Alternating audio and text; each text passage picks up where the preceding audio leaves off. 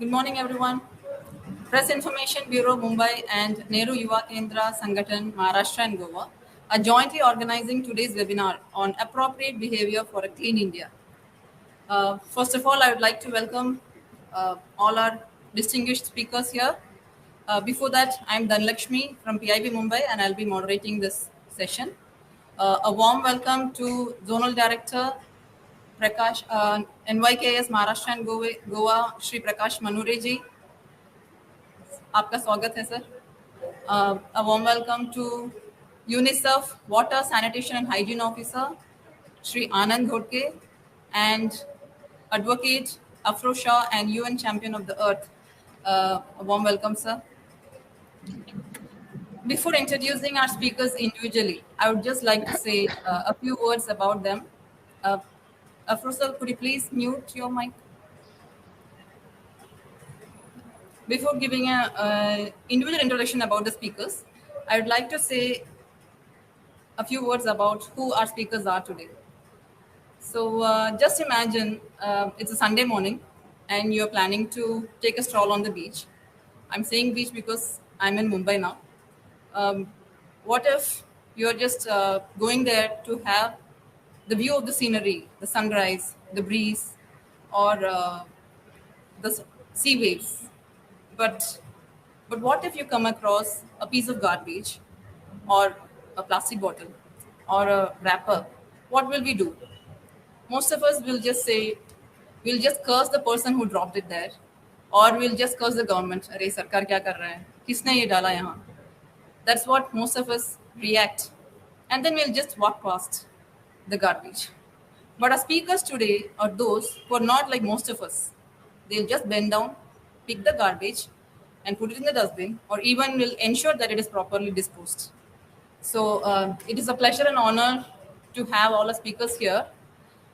I have been like very excited about this webinar because this is not just an 1 hour interaction between the speakers or viewers there. It's this webinar is organized so that it brings a change of attitude in most of the viewers here, especially the youth. Speaking about the viewers, those who have joined us on YouTube, please post your queries in our YouTube comment session, and our speakers will be like answering your questions towards the end of the webinar. And speaking about youth, how can we not mention about Nehru Yuva Kendra Sangathan? As you know, as I mentioned about the earlier scenario, when we are waiting for someone else to clean the garbage or matlab the garbage which is dropped by someone else. So we need a change in attitude. Once Prime Minister Shri Narendra Modi said, is cleaning the only responsibility of Safai Karmacharis? We need to bring a change in this attitude, this mindset. So he said this while he launched the Swachh Bharat campaign in 2014. And it's a proud moment for all of us that it went on to become a people's movement. So the second phase of the Swachh Bharat campaign has been launched in October. Ministry of Youth Affairs and Sports has launched a 1 month long nationwide Clean India campaign, which has started in October 1st and which will be ending on October 31st. On these lines, NYKS, that is Nehru Yuva Kendra, has been organizing many cleaning activities across the country with their volunteers. And to speak about the activities they have carried out and the road ahead, Shri Prakash Manure ji is here with us. I'll give a brief introduction about the first speaker.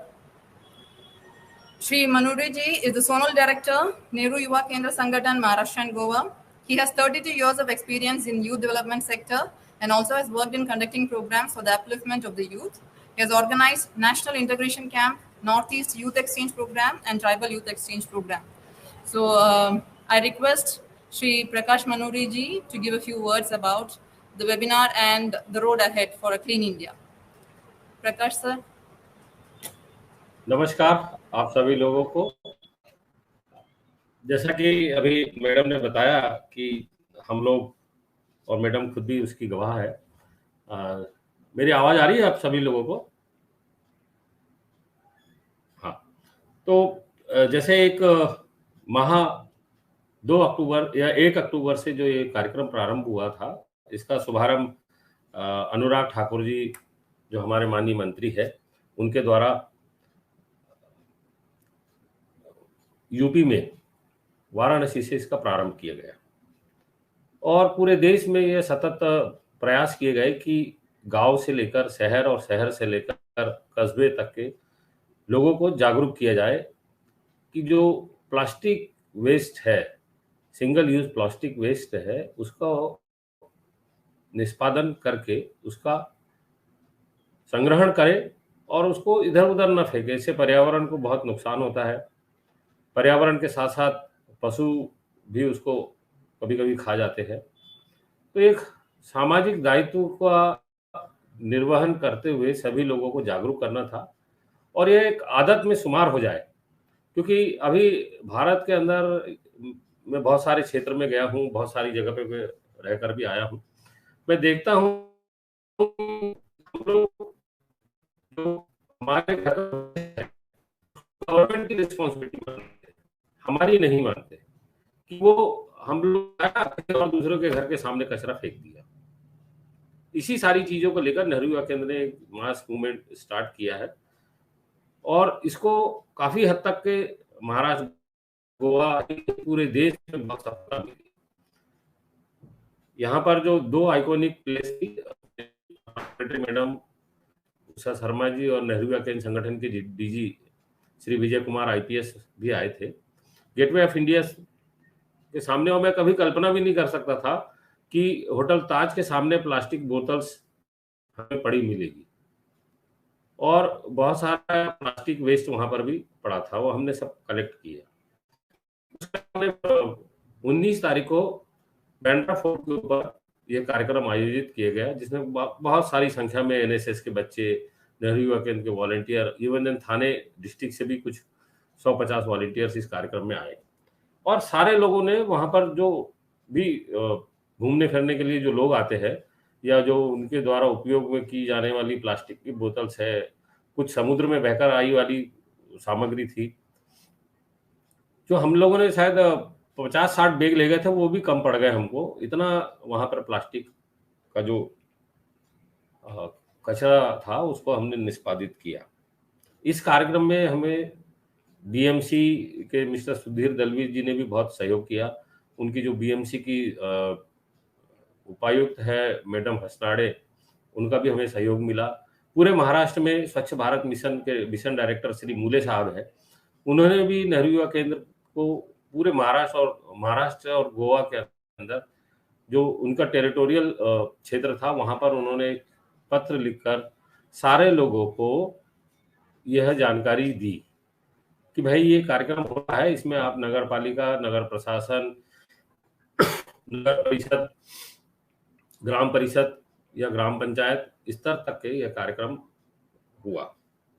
जैसे कि नेहरू युवा के शुरू से युवाओं के साथ काम कर रहा है और मेरा अंदर 32-33 ईयर्स का जो एक्सपीरियंस है ग्रामीण युवाओं के साथ काम करने का, जब हम लोग ग्रामीण क्षेत्र के अंदर युवाओं के साथ कंधे से कंधा जाकर और बड़े अधिकारी भी जाकर उनके साथ काम करते हैं, तो निश्चित रूप से उनमें एक उत्साह का संचरण होता है और वो लोग भी अपने स्तर से इस कार्यक्रम में भाग लेते हैं। School, college, bus stand, hospitals sorry, साथ ही जो धार्मिक स्थल थे, गिरजाघर है, गुरुद्वारा है, मंदिर है, मस्जिद है और जो दूसरे धर्म के जो स्थल है वहाँ की भी साफ सफाई की है, ग्राम पंचायत के स्कूल में हम लोगों को महाराष्ट्र और गोवा में कुल 13,100 ग्रामों में अलॉटेड थे, जिसके अंदर हमें और गार्डन करना था। पर मुझे ये बताते हुए बहुत हर्ष हो रहा है कि हम लोग ने 13,456 विलेज में ये एक्टिविटीज को आयोजित की, जिसमें कुल पार्टिसिपेंट्स हमारे साथ 1,99,147 आए। हम लोगों ने कल शाम की स्थिति बता रहा हूँ, आज शाम को शायद थोड़ा सा फिगर और चेंज होगा, 5,30,632 किलोग्राम वेस्ट कलेक्ट किया। कल शाम को मेरी एक यहाँ किसी कोई प्रोजेक्ट खोल रहे हैं यूज प्लास्टिक का है, उससे उन्होंने हमसे कहा है कि यदि भविष्य में यदि इस तरह की जरूरत हमको पड़ती है तो आप लोग हमें ये मटेरियल सप्लाई करें। मैं एक छोटा सा उदाहरण देना चाहता हूँ कि एक में था, वहां पर किसी ने एक रिसर्च पेपर पढ़ा था। जापान के अंदर एक आदमी के ऊपर दिन भर में 7 केजी गार्बेज निकलता है, या उसका जो waste है, और भारत में निकलता है 500 ग्राम। पर चूंकि जापान की जनसंख्या और हमारी जनसंख्या में काफी अंतर है, तो वो लोग 7 किलो प्रति व्यक्ति प्रति ग्राम का भी जो है अच्छे से उसका यूज कर रहे हैं, उसको रिसाइकल कर रहे हैं। भारत में 135 करोड़ लोगों का देश है। आप कल्पना कीजिए कि भारत का यदि कोई ईटानगर है या इक्किंग डिस्ट्रिक्ट है, वहां पर भी लोगों की मानसिकता जैसे हमारे सेंट्रल इंडिया में है उसी तरह की है। वो अपना प्लास्टिक और अपने यूज की हुई बोतल्स को जो है दूसरों के घर के सामने या एक जहां पर उनका नियत स्थल है वहां पर जाकर फेंक देते हैं। उसके बाद उनका अपना दायित्व खत्म। जब तक के हम लोग सारे लोग या हम लोगों की मानसिकता में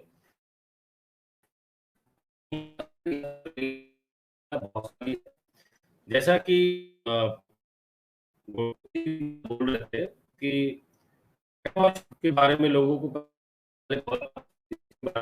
वो नहीं था कि ये कैंपेन स्टार्ट किया यूनिसेफ के द्वारा, तो स्कूल में, आंगनवाड़ी में, और अभी आप मैं मध्य प्रदेश के बारे कॉन्टेक्स्ट में बता रहा हूँ कि मध्य प्रदेश के हर स्कूल में एक पानी का टैंक और उसमें कुछ नल लगे हैं। वहां पर उनके बच्चों को हैंड वॉश के लिए सुविधा उपलब्ध हो गई है। तो ये व्यवहार में लाने की एक प्रक्रिया है। काफी समय तक, जब तक हम बार बार लोगों को नहीं बताएंगे तब तक ये एकदम से संभव नहीं है। जैसे कोरोना पैंडेमिक आया तो एकदम से लोगों को घबराहट हुई कि हम मास्क कैसे लगाए। अब लोग यूज टू हो गए हैं, तो धीरे धीरे मास्क का उपयोग करना शुरू कर दिया है। फिर भी कुछ लोग भी घूम रहे हैं। ऐसी ही सेम स्थिति सिंगल प्लास्टिक यूज के साथ है। लोगों की है कि मार्केट में जाए तो अपने साथ एक कपड़े का बैग लेकर जाए। वो मार्केट से सोचता है कि पॉलिथीन जो आएगी उसी से अपना सामान लेकर आऊंगा। परिवर्तन होगा, धीरे धीरे समझ आएगी, और समझ आने के साथ साथ जैसे कि और भी चीजों के साथ हमारे देश में ने परिवर्तन देखा है। पोलियो को भगा दिया, उसके बाद में चेचक जो बहुत महामारी बीमारी थी उसको हम लोगों ने हराया है। कोरोना से बहुत सारे लोगों की पिछले बार डेथ तो हुई, फिर भी हम लोग उससे भी उभर कर आए हैं। ऐसा ही ठीक मुझे लगता है कि ये वेस्ट और गार्बेज का जो लोग कहीं पर भी फेंक देते हैं उससे भी हम धीरे धीरे निजात पाएंगे। व्यवहार परिवर्तन में बहुत समय लगता है, ये मानव स्वभाव है। फिर भी मानव स्वभाव के साथ साथ आप हम सब लोग मिलकर जो अफरोज जी है, आनंद जी है, धनलक्ष्मी जी है, और भी जो इस वेबिनार में जुड़े हुए लोग हैं, ऐसे आइकॉनिक लोगों के द्वारा भी जब समाज के अंदर अच्छी बात और इस बात का प्रचार किया जाएगा तो निश्चित रूप से परिवर्तन हम सब लोग ये बात कर रहे हैं। भविष्य में और भी जब भी इस तरह की कोई इवेंट्स होते हैं या कोई बात होती है तो हम लोग एक साथ जुड़कर, मुझे आप लोगों के बारे में ज़्यादा जानकारी नहीं थी, अफरोज जी के भी बारे में, तो यदि होती तो हम आप लोगों को प्लेस के स्थल पर आपको आमंत्रित करते हैं। उसके लिए मैं माफ़ी चाहूँगा। फिर भी धनलक्ष्मी मैडम उस दिन वहाँ आई थी तो उनका ही ये प्रयास है। उनको भी बहुत मेरी तरफ से धन्यवाद कि उन्होंने एक बहुत अच्छे से इस कार्यक्रम को आयोजित करने में वो किया है। मैं अभी उस समय जब मेरा फोन आया था मैं गोवा में था, और एक वहाँ पे मैंने तो नाम नहीं सुना था, और गोवा के लोग कोई बीच है, कोलवा बीच के पास में बहुत बड़ा बीच है। वहां पर हमारी सेक्रेटरी मैडम का निर्देश था कि वहां पर आप लोग ये कैंपेनिंग स्टार्ट करें। वहां 275 बच्चों ने मिलकर कम से कम 90 बैग, जो बड़े वाले बैग थे गार्बेज के, प्लास्टिक कलेक्ट किया। जबकि बीच बहुत साफ सुथरा है, पर जो बीच के बाद में जो झाड़ियां लगी है और जहां पर पौधे हैं, पूरा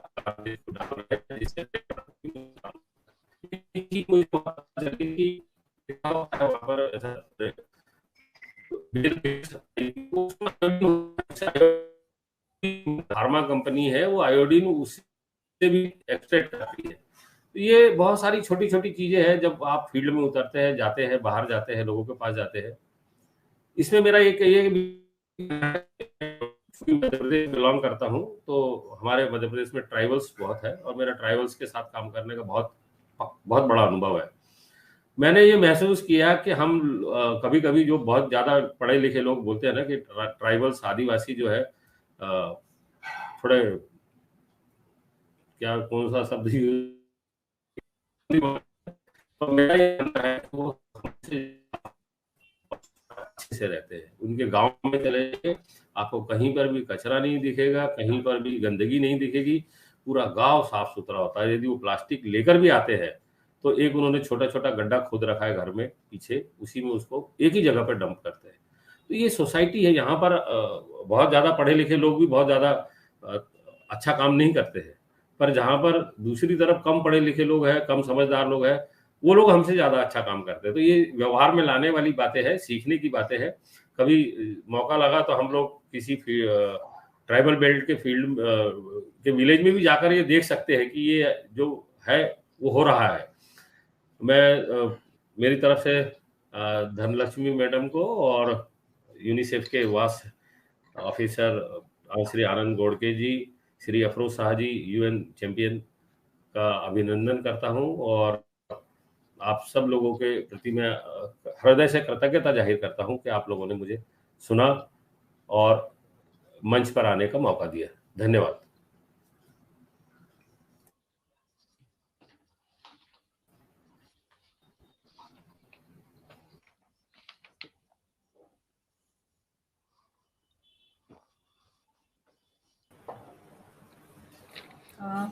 थैंक यू सर। शायद बीच में कुछ ऑडियो का इश्यूज था, तो मतलब थोड़ा डिस्टर्बेंस रही, बट हमें समझ में आया। मतलब लास्ट टाइम जब आपका मैं तो लाइव देखा है, NYKS और NSS मिलके जो भी क्लीन अप कैंपेन वो कर रहे थे बांद्रा में और यहाँ मुंबई गेटवे ऑफ इंडिया में भी। तो मतलब सेक्रेटरी मैम ने बताया था कि 70 लाख kg का था target to collect single use plastic, और ऑलरेडी 60 लाख kg कलेक्ट हो चुका है। तो it's a very big feat, क्योंकि दे वर ऑल वॉलंटियर्स। मतलब वो तो एक छुट्टी की दिन थी शायद, there was a government holiday, और सुबह 8 बजे से लोग खड़े थे, and then they were like actively involve in this. So thanks to all NYKS volunteers and even the organizers and the initiatives being taken by NYKS. It's like really inspiring, sir. Thank you for that. Next, let us move on to the next speaker. We all have heard of UNICEF, which has been in the front line of in the development of the child growth across the world. So today we have with us UNICEF Water Sanitation and Hygiene Officer, Mr. Anand Godke. Welcome, sir.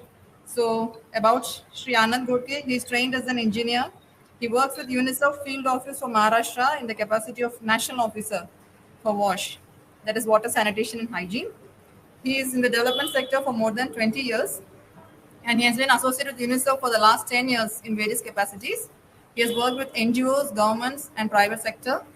WASH is his passion, and he wishes to see a day when every individual is free of diseases caused due to poor sanitation and hygiene.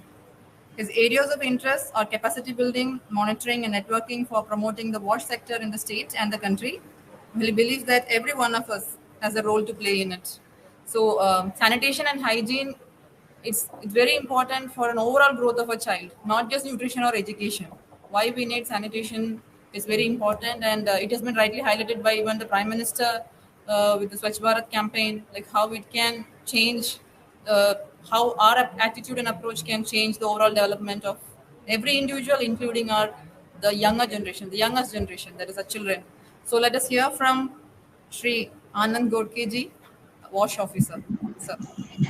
धन्यवाद धनलक्ष्मी जी, और धन्यवाद PIB for inviting us for this deliberation. मेरे साथ में colleague जो प्रकाश जी है, अफरोज भाई है। हालांकि मुझे इसके पहले कभी मौका नहीं मिला था अफरोज जी से मिलने का, बट अभी रिसेंटली बंद्रा कुर्ला कॉम्प्लेक्स में एक कार्यक्रम में हम आए थे, वो वहाँ बोले तो नहीं, बट उनके बारे में बहुत कुछ सुना था। And thank you for this opportunity. साथ साथ में मैं सभी जो व्यूअर्स हमारे हैं, आजादी के इस अमृत महोत्सवी वर्ष में मैं कहना चाहूंगा कि ये तो हमारे लिए स्वच्छता का महामहोत्सव होना चाहिए। तो इस स्वच्छता के महामहोत्सव में सभी व्यूअर्स को मैं सबका मैं स्वागत करना चाहूंगा। सबको मैं अपील करना चाहूंगा कि आप अपनी तरफ से जितना कुछ आप कर सकते हो अपने देश को साफ सुथरा रखने के लिए, सैनिटेशन या हाइजीन, या जिसको हम अभी धनलक्ष्मी जी ने कहा कि वाटर सैनिटेशन एंड हाइजीन, ये एक दूसरे से बहुत जुड़े हुए शब्द है। और हम ये क्यों करते हैं? सफाई का ये जो कार्यक्रम हम चला रहे हैं, या हम पिछले कई सालों से, या मैं कहूंगा 30 या 40 सालों से अपने देश में चल रहा है, इसका कारण क्या है? इसका कारण डायरेक्टली हम हेल्थ आउटकम के बारे में बात करते हैं, जिसमें health outcome for everyone including child, male female everybody. So सबके लिए, छोटे बुजुर्ग बड़े, सबके लिए ये बहुत जरूरी है। और हमने देखा है कि पिछले कई सालों में जो हिंदुस्तान में स्वच्छ भारत मिशन, चाहे वो रूरल एरियाज हो या अर्बन एरियाज हो, इसको बहुत अच्छी तरह से इम्प्लीमेंट करने की कोशिश की जा रही है। मैं प्राइम मिनिस्टर जी का भी धन्यवाद देना चाहूंगा कि इसको एक अन्य कार्यक्रमों की तरह भी इसको भी एक जन आंदोलन के स्वरूप में हम लोग मना रहे हैं। साथ में हम लोगों को ये भी देखना पड़ेगा कि स्वच्छता या सैनिटेशन है, इसका हमारे लिए क्या उसकी व्याख्या है, उसका क्या डेफिनेशन है। जब हम सैनिटेशन की बात करते हैं तो ब्रॉडली हमारे सामने 3 या 4 चीजें प्रमुख तौर पे आती है, जिसमें मैं जिक्र करना चाहूंगा कि जो हमारे पर्सनल हैबिट्स है या पर्सनल हाइजीन है। दूसरा हम देखते हैं कि public health point of view से अगर हम देखेंगे तो सॉलिड वेस्ट मैनेजमेंट एक है, एक लिक्विड वेस्ट मैनेजमेंट हम जिसको कहते हैं, और अभी आजकल हम देख रहे हैं कि प्लास्टिक वेस्ट मैनेजमेंट एक बहुत जोर शोर से निकल के आ रहा है। और जो क्लाइमेट चेंज या एनवायरमेंट के हिसाब से अगर हम देखें तो ये बहुत लॉन्ग टर्म इम्पैक्ट हमारे ऊपर में कर रहे हैं। तो सैनिटेशन का प्रोग्राम का अगर हम बात करेंगे तो हिंदुस्तान में या हमारे भारतवर्ष में ये हमारी एक संस्कृति रही है। मैं ये कहूंगा कि स्वच्छता हमारी संस्कृति रही है, हालांकि उसका दायरा एक लिमिटेड था। जैसे अभी प्रकाश जी ने बताया कि ट्राइबल एरियाज में अगर हम जाते हो, आदिवासी बहुल क्षेत्रों में जब हम देखते हैं तो बहुत जगह में हमको ये देखने को मिलता है कि स्वच्छता बहुत अच्छी तरह से वहां पे दिखाई देती है। आज भी वो दिखाई देती है, आप किसी भी ट्राइबल एरिया में जाएंगे तो आपको ये दिखाई देगा। उसका कॉन्टेक्स्ट जब हम अन्य क्षेत्रों में जाते हैं, चाहे वो फिर शहरी क्षेत्र हो या ग्रामीण क्षेत्र है, तो वहां पे उसका कॉन्टेक्स्ट थोड़ा सा बदल जाता है। और इस कॉन्टेक्स्ट में जब हम बात करते हैं तो बहुत सारे स्टेक होल्डर्स हम कहते हैं कि जो रिस्पॉन्सिबल एक्टर्स इसमें हैं, चाहे वो सरकारी संस्थाएं है, गैर सरकारी संस्थाएं है, इंडिविजुअल लीडर्स है, इंस्टीट्यूशनल लीडर्स है, साथ में इंटरनेशनल एजेंसीज भी इसमें बहुत तरीके से काम कर रहे हैं। मैं यहाँ पे एक जिक्र जरूर करना चाहूंगा हमारे देश का, भारत का। ग्लोबल लेवल पे अगर हम देखते हैं, बिकॉज ऑफ आवर पॉपुलेशन, हमारे जो नंबर्स है वो नंबर्स ग्लोबल लेवल पे बहुत ज्यादा बड़ा मायना रखते हैं। हमारे लिए 0% में अगर हम बात करते हैं तो ग्लोबल लेवल पे वो बहुत बड़ा नंबर हमारे लिए दिखता है। जब हम इस सैनिटेशन की बात करते हैं तो sanitation is everywhere. Sanitation is everywhere, कहीं भी आप जाएंगे, घर स्तर पे हो, आप स्कूल में जाते हो, कॉलेजेस में जाते हो, वर्क प्लेस में जाते हो, कहीं पे भी आप जाए, आप ट्रैवलिंग में हो, कहीं पे भी आप देखोगे तो because it is all around us. और सफाई या सैनिटेशन या स्वच्छता का अगर हम मेरे एक मेंटर है जो हमेशा कहते हैं कि सफाई या स्वच्छता का डेफिनेशन क्या है। स्वच्छता का डेफिनेशन बहुत सिंपल है, हर चीज अपनी जगह में एट प्रॉपर प्लेस अगर होती है तो उसको हम सैनिटेशन कह सकते हैं, उसको हम सफाई, एक अच्छी सफाई उसको हम कह सकते हैं। अब जब हम सफाई के बारे में जब बात करते हैं, हमने देखा है कई सारे राज्य हमारे यहाँ पे है, और पूरे भारतवर्ष में अगर हम बात करेंगे तो ये जन आंदोलन के रूप में इसको मनाया जाता है, इसको बहुत अच्छी तरह से प्रमोट किया जाता है, इसमें बहुत सारे लोगों की इन्वॉल्वमेंट की जाती है, चाहे यूथ हो, वुमेन हो, स्कूल स्टूडेंट्स हो, और गवर्नमेंट ऑफिसर्स है, हमारे जो इलेक्टेड रिप्रेजेंटेटिव्स है वो है। तो ये जो लोग है, ये एक तरह से मैं कहूंगा कि हम एक दूसरे के लिए आदर्श बनते हैं, एक दूसरे के लिए इन्फ्लुएंसर्स बनते हैं। और जब हम बिहेवियर्स की बात करते हैं तो बिहेवियर्स जो हमारी आदतें हैं या जो हम वर्तन कहते हैं इसको, तो वो आदतें अगर हमको अच्छी रखनी है तो उसके लिए हमको उसका थोड़ा सा बेसिक फंडामेंटल समझना बहुत जरूरी है। हमारी आदत या हमारा बिहेवियर किससे वो इम्पैक्ट होता है, तो 2-3 चीजें इसमें हम देखते हैं। तो एक इन्फ्लुएंसर इसमें है, वो बहुत बड़ी चीज है। मैं कोई अगर मेरा रोल मॉडल है, अगर कोई मुझे इन्फ्लुएंस करता है, तो वो इन्फ्लुएंसर की वजह से मैं अपने बिहेवियर में चेंज ला सकता हूँ। बट सिर्फ इन्फ्लुएंसर होने से काम नहीं बनता है, हमको उससे मोटिवेशन लेना पड़ेगा, हमको उससे इंस्पिरेशन लेना पड़ेगा, अपने इंडिविजुअल लेवल पे उसको समझना पड़ेगा, एक उसको रिस्पॉन्सिबल एक्ट की तरह हमको इम्प्लीमेंट करना पड़ेगा। अब ये 2 चीजें अगर हम देखते हैं कि इन्फ्लुएंसर एक है, हमारा मोटिवेशन भी है, बट इससे भी काम नहीं बनेगा।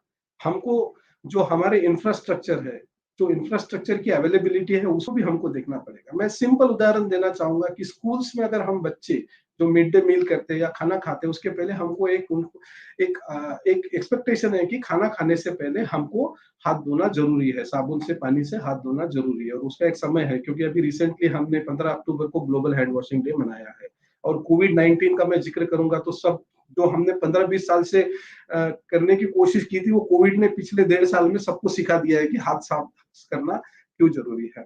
लेकिन यहाँ पे महत्वपूर्ण ये है कि उसके लिए जो सुविधाएं है, वो सुविधा होना बहुत जरूरी है। मेरे पास पानी है लेकिन साबुन नहीं है, मेरे पास साबुन है लेकिन पानी नहीं है, तो ये सारे जो कॉम्बिनेशन है, वो अवेलेबिलिटी ऑफ रिसोर्सेस एक बहुत बड़ी चीज है, और अवेलेबल होने से भी नहीं बनता है, उसका मुझे एक्सेस होना चाहिए। और एक्सेस की जब हम बात करते हैं तो उसमें इक्विटी जैसे इशू आ जाते हैं कि हर हर हर आदमी के लिए या हर व्यक्ति के लिए वो एक्सेस होना बहुत जरूरी है। तो मैं एक नटशेल में ये कहना चाहूंगा कि ये जो फैक्टर्स है, इन्फ्लुएंसर हमारे ऊपर में कौन है, हमारा मोटिवेशन लेवल क्या है, हमको उसकी उस सुविधा का अवेलेबिलिटी, वो इंफ्रास्ट्रक्चर हमारे पास में अवेलेबल है या नहीं है, और साथ साथ में मैं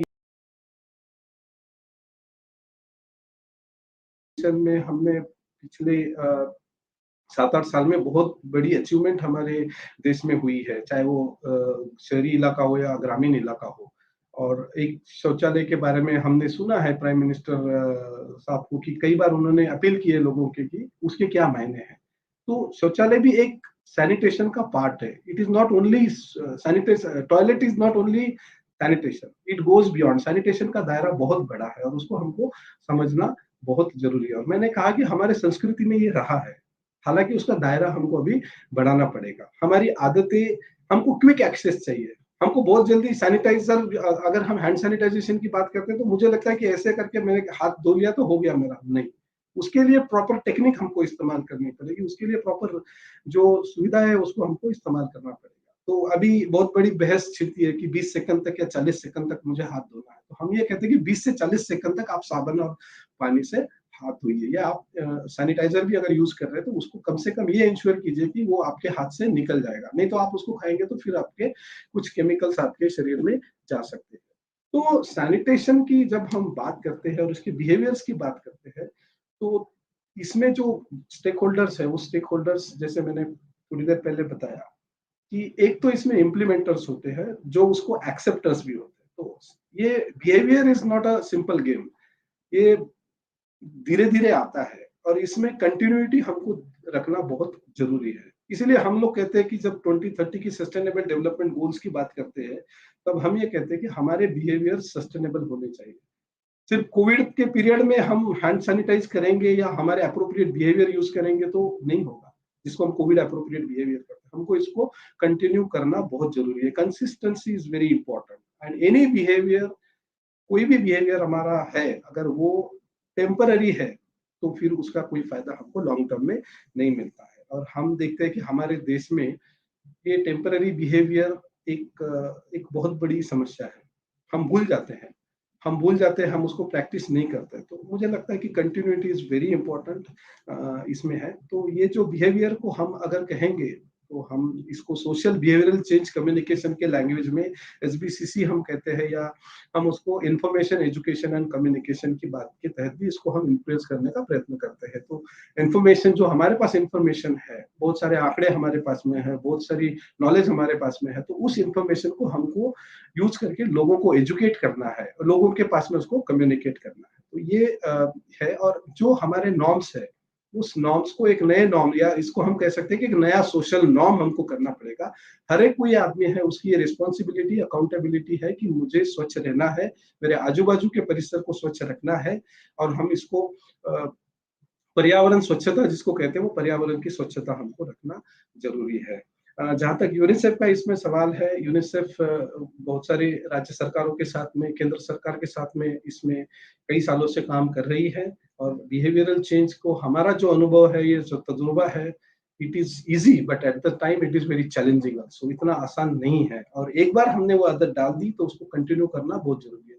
इसके लिए हम अलग अलग प्रशिक्षण कार्यक्रम करते हैं, कम्युनिकेशन कैंपेन्स में हम सरकार को इसमें मदद करते हैं। साथ साथ में जैसे अभी प्रकाश जी ने बताया कि engagement of youths, engagement of children, school children, engagement of mothers, ये बहुत जरूरी है।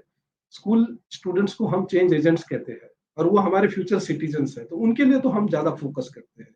यूनिसेफ जैसे आपने बताया कि बच्चों के लिए काम करता है, तो हमारा प्राइमरी टारगेट तो डेफिनेटली बच्चे ही है, बट उसके साथ साथ में हम जो अन्य घटक है उनके साथ में भी हम लोग पहुंचने का कोशिश करते हैं। तो बहुत सारे कैंपेन्स हमारे राज्य में और हमारे देश में हमने इम्प्लीमेंट किए हैं।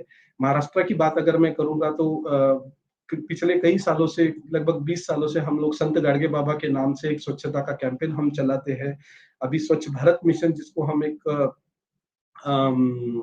बहुत अच्छी तरीके से इम्प्लीमेंट करने का प्रयास कर रहे हैं, और मेरी आशा है कि आने वाले समय में हम जो मायना हमको स्वच्छता का समझना जरूरी है, जो दायरा हमको समझना जरूरी है, उसमें हमारे बिहेवियर्स को हम चेंज करेंगे, एक नया सोशल नॉर्म क्रिएट करने का हम कोशिश करेंगे, और अल्टीमेटली हमको इसको जो अल्टीमेट जो हमारा आउटकम है, वो हमारा हेल्थ आउटकम है।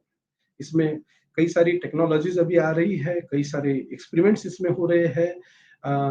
जाते जाते मैं ये कहना चाहूंगा कि सरकार का काम है कि इसको एक तरह से चालू करना, लेकिन इसको सस्टेन करने के लिए, इसको आगे बढ़ाने के लिए हर इंडिविजुअल की इसमें सहभागिता बहुत जरूरी है। प्राइवेट इंडस्ट्री की इसमें आगे आना बहुत जरूरी है। इसको एक तरह से अगर हम कहेंगे तो सोशल मार्केटिंग कहेंगे, सोशल नॉर्म को हमको इसको आगे बढ़ाना बहुत जरूरी है। तो फिर से एक बार मैं सबको धन्यवाद देना चाहूंगा, और प्रकाश जी से मैंने सुना है, I would like to now also look forward to hear from Afroz ji also. So फिर से एक बार अमृत महोत्सव के इस कार्यक्रम के आयोजन पर मैं आपको धन्यवाद देना चाहूंगा, और हमारी तरफ से अगर इसमें कुछ मदद लगेगी तो हम इसके लिए कमिटमेंट हमारी ऑलरेडी है, और आगे भी हम देते रहेंगे। धन्यवाद। थैंक यू आनंद जी, आपने सही बोला, चिल्ड्रन और चेंज एजेंट्स। सो हमारे बहुत सारे initiatives that will make, it will inspire to not take up this cleaning challenge. और about the next viewer, sorry, about our next speaker, he doesn't need much more introduction. I think is Mr. Afroz Shah. I'll just say 2 sentences about him. He began cleaning the Warsaw beach, I think before 4-5 years, and UN has labeled us the biggest beach clean project, and he is the first Indian to receive the highest UN Environment Award. Before giving any further introduction, I would just like to play a film about his works that he has been doing all these years. So let us watch the film.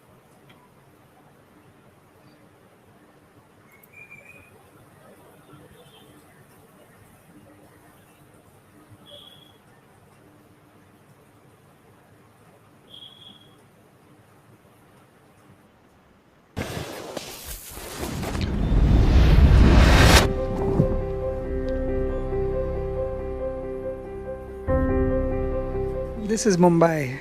This is where I was born. This is where I lived all my life. I don't know if I could ever have imagined any life other than this. It's a fascinating world to live in Mumbai, a metro where people from different religious backgrounds. I love Mumbai, and I want to see the coasts of Mumbai and the oceans of Mumbai and of India and of the world relegated back to where it belonged, free of plastic.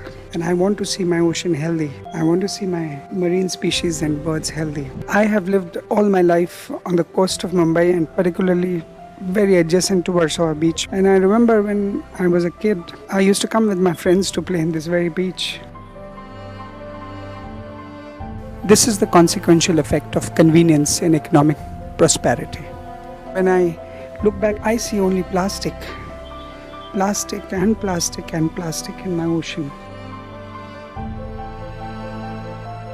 And what you see now is a tragic devastation. It's symbolic of the era which we live in. We have devastated our oceans, we have devastated the lives of the species which live in the ocean, and we have no right to do that. My right must come to an end where the rights of the other species begin. I must stop there. But I have not stopped. I have continued, I've invaded their houses, I've invaded their food habits. And I still remember my first day when I went to Jetty just to do a recce there. I actually sat there and cried. That morning I said to myself, I don't know how long is going to be the journey. I don't know whether I'll be able to do it, because I was alone at that point of time. But I knew for a fact that I had to make a start. I need to bond with my environment. And that's the time I realized that I had snapped my ties with the ocean, I could not even put my hand in that water. Then I decided I'm going to make an effort to build my personal bond with the ocean. And consequently, if I'm able to provoke people around me who can come and do the same exercise which I wanted to do, that'll be wonderful. And that's how the journey started. I remember my first day, I picked up 5 packs full of plastic. In my country, we have 1.5 billion people. Imagine if 2 hands come on the beach, or come on the ocean front, or come on the river body, wherever they are, the water, lakes. My country can become clean faster. In fact, the world can become clean. To my mind, it's always a date with the ocean. So when you're on a date, you are physically, mentally at your best. You look forward not only for that evening or that morning or that afternoon, for many more to come until death do us apart. It's almost 1.5 years we have been cleaning. United Nations has labeled it as the biggest beach cleanup in the world. We have picked up around 5 million kgs of plastic and filth from our ocean. I'm not going to complain to my government. I'm not going to complain to my judiciary. I'm not going to complain to anybody. My cry is inside my heart, and I don't have any complaints with anybody. It's me, it's me, it's me.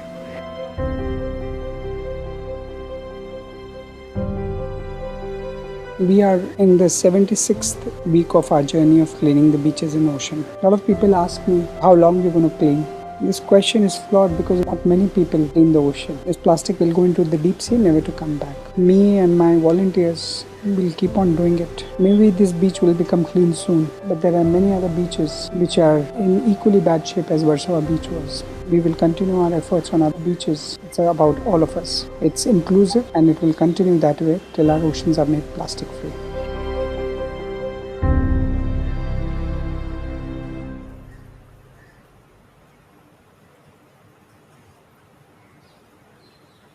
So that was Date with the Ocean film, which clearly signifies and portrays all the works being done by Afroz Shah all these years. So we are really honored, PIB as well as NYK is honored to have him as the speaker for the day. So I'm not taking any more time. Now I request Shri Afroz Shah to give his address. So.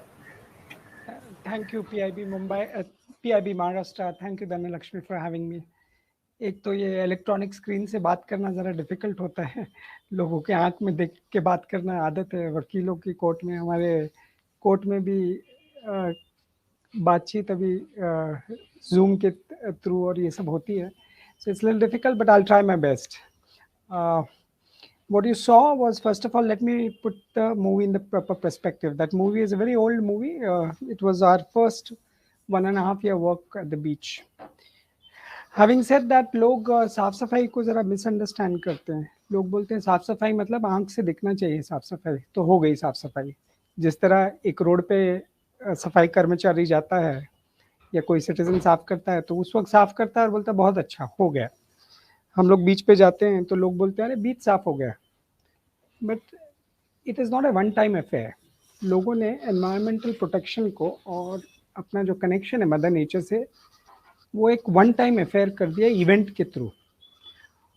वो होना भी चाहिए, काम तो होना चाहिए, चाहे 1 दिन करो 2 दिन, बट जो हमारा एक्चुअल कोर बिलीफ है और जो जिस तरह हम बॉर्न हुआ है ये प्लैनेट अर्थ पे, और जिस तरह हम बोलते हैं कि वी लव मदर नेचर और हम बोलते हैं देश को प्यार करते हैं, उसकी जो परिभाषा है, उसका जो विथ है लव वर्ड का, उसकी मीनिंग कुछ और है, और वो मैं नहीं कहता, वो हमारा कॉन्स्टिट्यूशन कहता है, और वो मैं नहीं कहता, हमारे फ्रीडम फाइटर कहते हैं।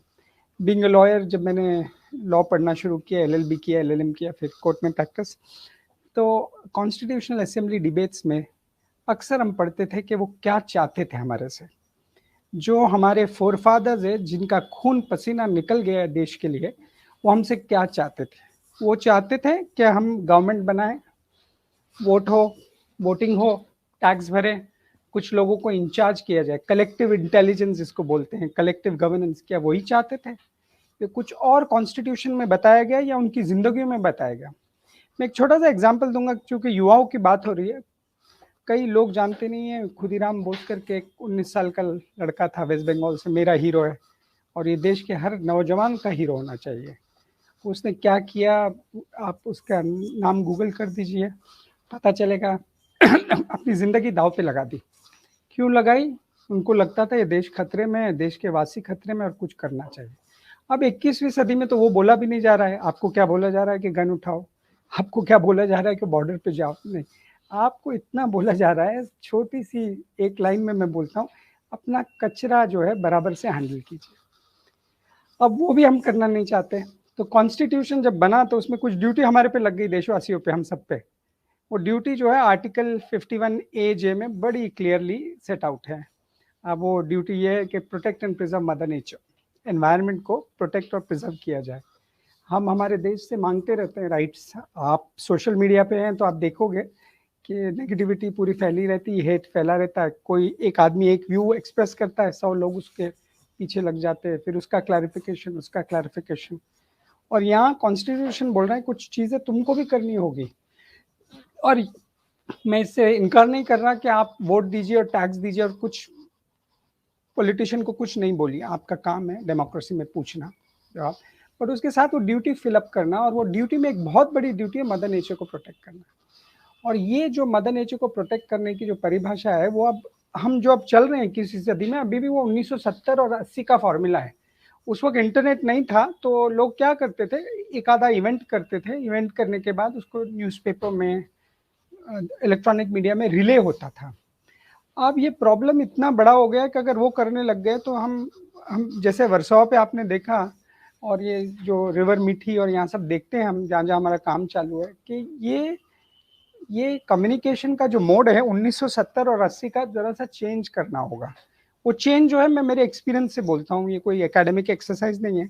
6-7 साल से एक इंग्लिश में कहावत है, डू एंड टॉक, यानी आप करो और फिर बात करो उसके बारे में। अब 70-80 से चल रहा था कि इवेंट होते थे और उसको बताया जाता था। तो ये क्या हुआ है, ये मास लेवल पे हम 1.5 बिलियन, एक तो कंप्लीट डिस्कनेक्ट हो गए हम हमारे फोरफादर्स से, हमारे फ्रीडम फाइटर से कंप्लीट डिस्कनेक्ट उनकी जिंदगियों से। फिर जो कॉन्स्टिट्यूशन ने बोला उसमें भी पार्ट हम अपने स्ट्रेस कर रहे, जो नैरेटिव है मेरा, मैं देश से चाहता हूँ ये, प्रधानमंत्री मेरे लिए ये करें, प्रधानमंत्री मेरे लिए ये करें, चीफ मिनिस्टर मेरे लिए ये करें, उसका भी आधा पार्ट हमने पकड़ लिया है। कोई अपनी ड्यूटी के बारे में बात नहीं करता।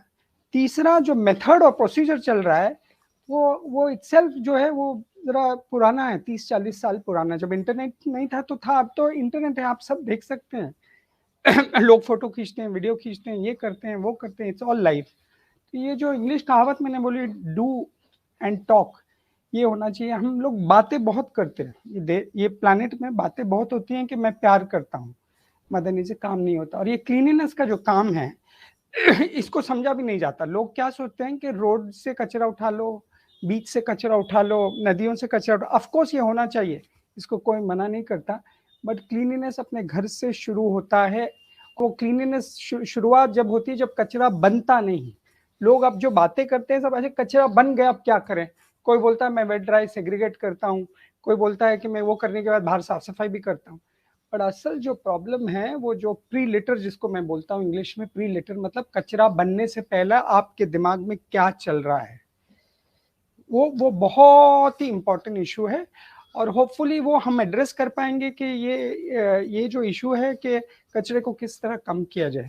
जैसे प्रकाश जी ने बोला, यहाँ पे बच्चों का इन्वॉल्वमेंट, कॉलेज स्टूडेंट्स का इन्वॉल्वमेंट बहुत ज़रूरी है। आनंद जी भी इसके बारे में बोलते रहे।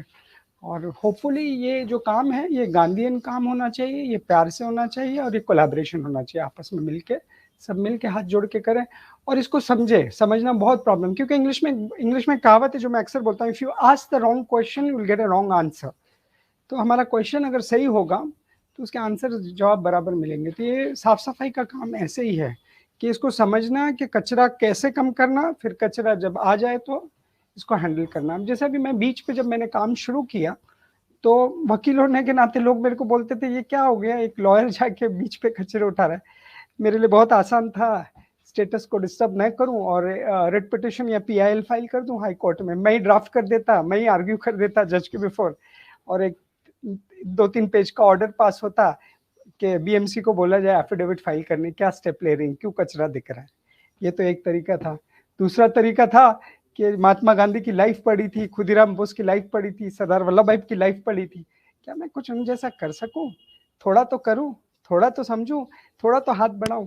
कोर्ट ऑर्डर जो कर सकते हैं वो आपका हाथ भी कर सकता है अपने इंडिविजुअल लेवल पे। कोर्ट ऑर्डर कलेक्टिव पे वर्क करेंगे, आपका हाथ, आपकी सोच, आपका पैर इंडिविजुअल लेवल पे करेगा। अब ये लोगों में कंफ्यूजन हो गया है, जिसको ना मैं हमेशा बोलता हूँ ड्यूल हैट थियरी। हम 2 हैट पहनते हैं, एक हैट हमारे प्रोफेशन का और एक हैट हम जो है एग्जिस्ट करते हैं human being versus whale, human being versus turtle. एक जानवर हम है, एक स्पीशी है, हमारे जो स्पीशीज के क्या कनेक्शन होना चाहिए। तो हम क्या करते हैं, वो पूरा टाइम एक ही हैट पहने रहते हैं। जैसे मैं वकील हूँ तो पूरा टाइम लॉयर का हैट पहना रहूँ और वही बोलता रहूँ, कोई डॉक्टर है तो वही करता रहे। वो सोचता नहीं कि वकील होने के साथ साथ मैं एक ह्यूमन बीइंग भी हूँ, मेरे पे कुछ चीजें लागू होती हैं। जैसा मैं बर्थ से ना, वो बोलते हैं आपके ह्यूमन राइट्स जो है आपके बर्थ से होते हैं, कोई कॉन्स्टिट्यूशन दे नहीं सकता और कोई छीन नहीं सकता। उसी तरह आपका equation other species by birth है, उसको कोई लॉ डिफाइन नहीं कर सकता, कोई कॉन्स्टिट्यूशन फिलोसफी नहीं बोल सकती, वो आपको खुद समझना पड़ेगा। हाँ, वो सप्लीमेंट कर सकते हैं।